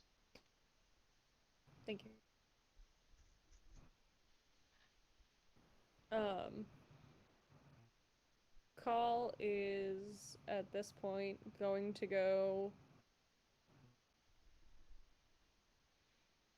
straight from Zerka's room. Probably not even stop by the barracks, and it's just gonna be like, you know what? you know, I'm gonna ride this high of Zerka saying that I didn't fuck the fuck up, and I'm gonna go get a drink with Ren because I'm gonna celebrate the fact that as much as Zerka may have been like this motherfucker, she also had to concede this motherfucker did the best they could. All right. Um, are we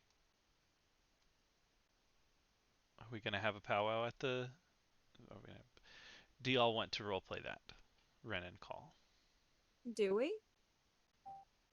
I think it'd be fun, but I'm also really kind of tired right now. It's 12:30 here.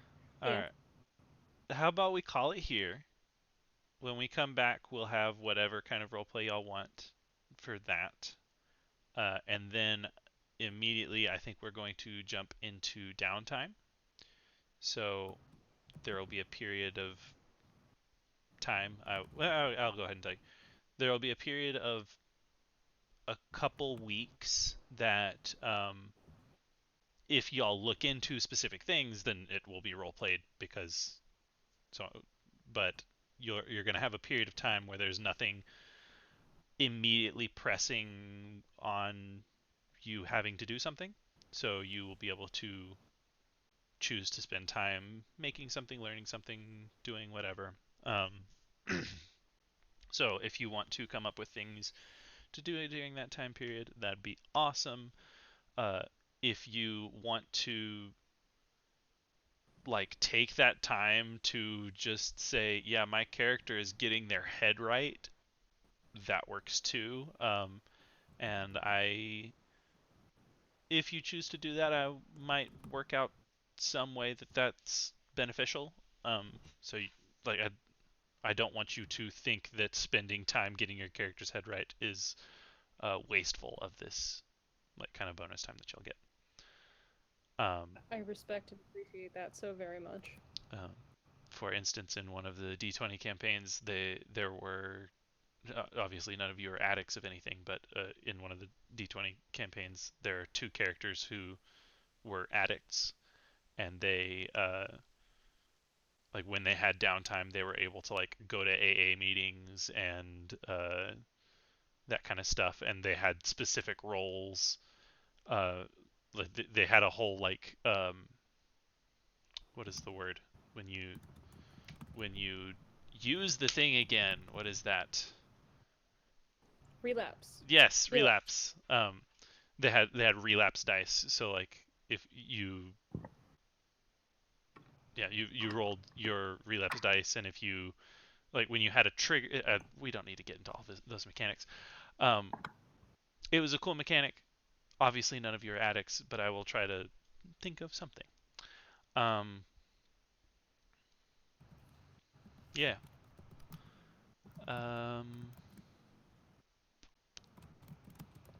Good session.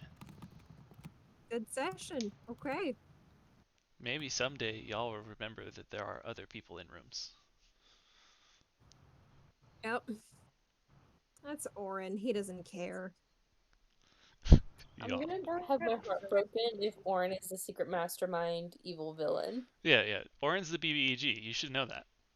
Y'all should have picked up on that by now. If he is, I'm just gonna accept defeat. There's just nothing we can do. You wouldn't join him? You wouldn't join Orin in his evil plans of making everyone have nice shoes? I love him so much.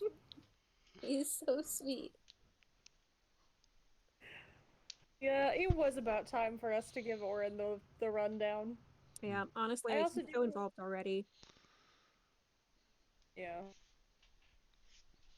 I also really do appreciate how much we all have just kind of unilaterally decided not to ever mention the Thieves Guild for fucking anything. Like, they truly have not done that much to deserve the amount of loyalty we are showing them.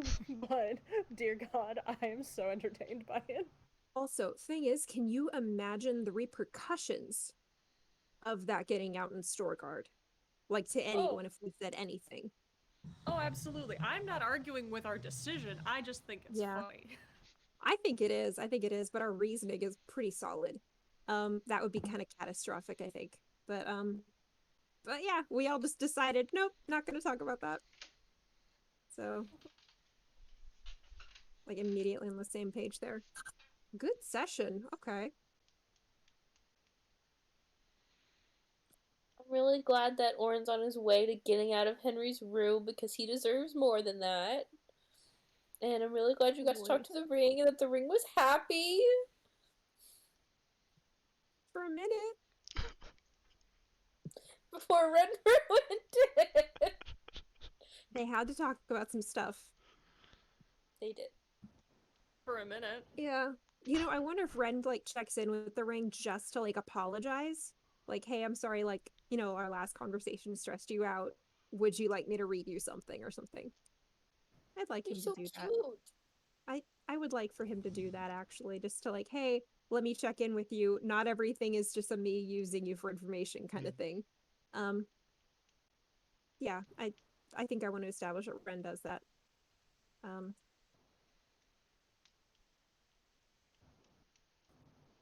Okay.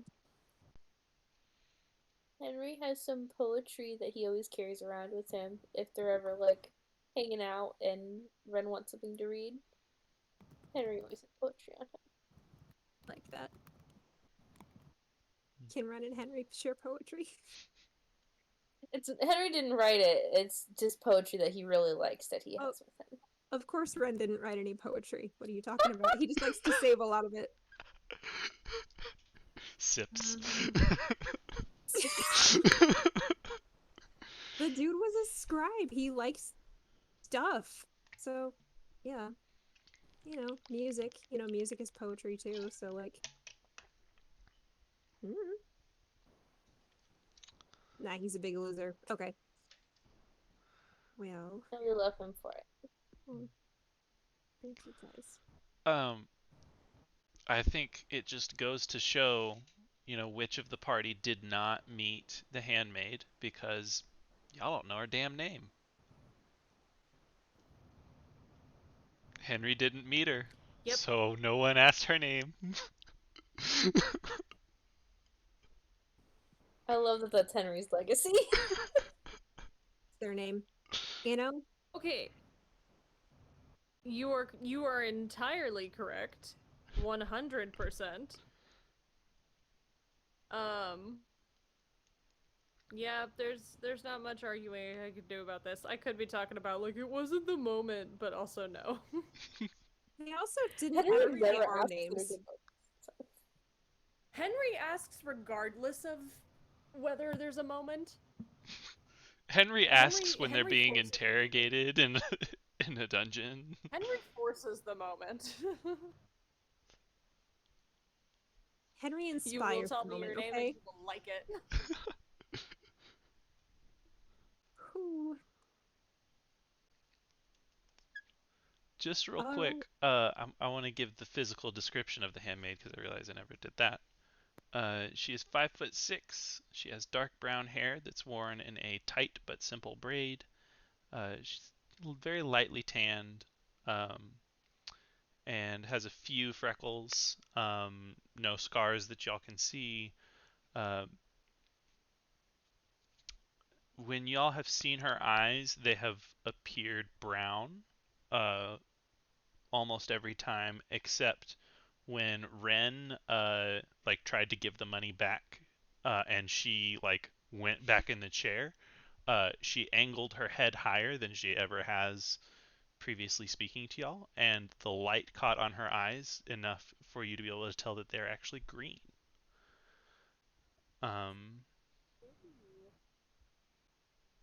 Yeah, that's the handmaid. The handmaid. Because I ain't gonna let her name slip without somebody at least asking her. That's totally fair. It's only respectful. That's fair and valid, and that is what you should do. I think Ren was also just kind of curious, like, do you even know minor calls names? Like, are you gonna address me? Or anything? Or like, were you gonna exchange names? So he was kind of waiting for a cue from them, and it just didn't happen. So he was just like, okay. I mean, true. She may not know our names either. you make a fair point, but she did seek you out. Cat lady. Cat lady. Cat lady. I promise you, Call 100% used those words verbatim during their report to Zerka. Well, how would Zerka have responded to that? Because she probably has heard that before. I don't know. Would that be a microaggression? I think I it would is. say so. Yes. I think it strongly Yes. qualifies as a microaggression. I'm not even sure how micro. Yeah. Yeah. That might just be an aggression. Yeah, that's just fucking rude at that point. So. I feel like it's like saying the ape person for like human, more like human or whatever. I don't know. I thought you were talking about African Americans, and I was like, what? Not where I was going. So like thought that was a comparing, racial comment right there. No, not as a racial comment, but I guess race in D&D, but not like skin color. The human race. I more meant like what? As a human race comment. Yeah, no, was not saying that. I more meant like an unintelligent animal person. Mm-hmm. Like that's not an okay thing to say. Just real quick, Call. Give me a perception or insight you pick. Okay, I will do that right now.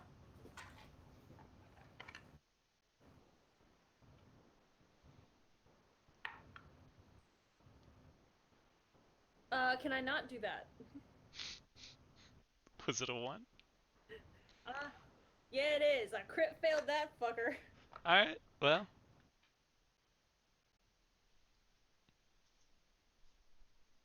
Never mind. Oh no. All I right. bet that was to see how Zerka would have reacted. Maybe, maybe not.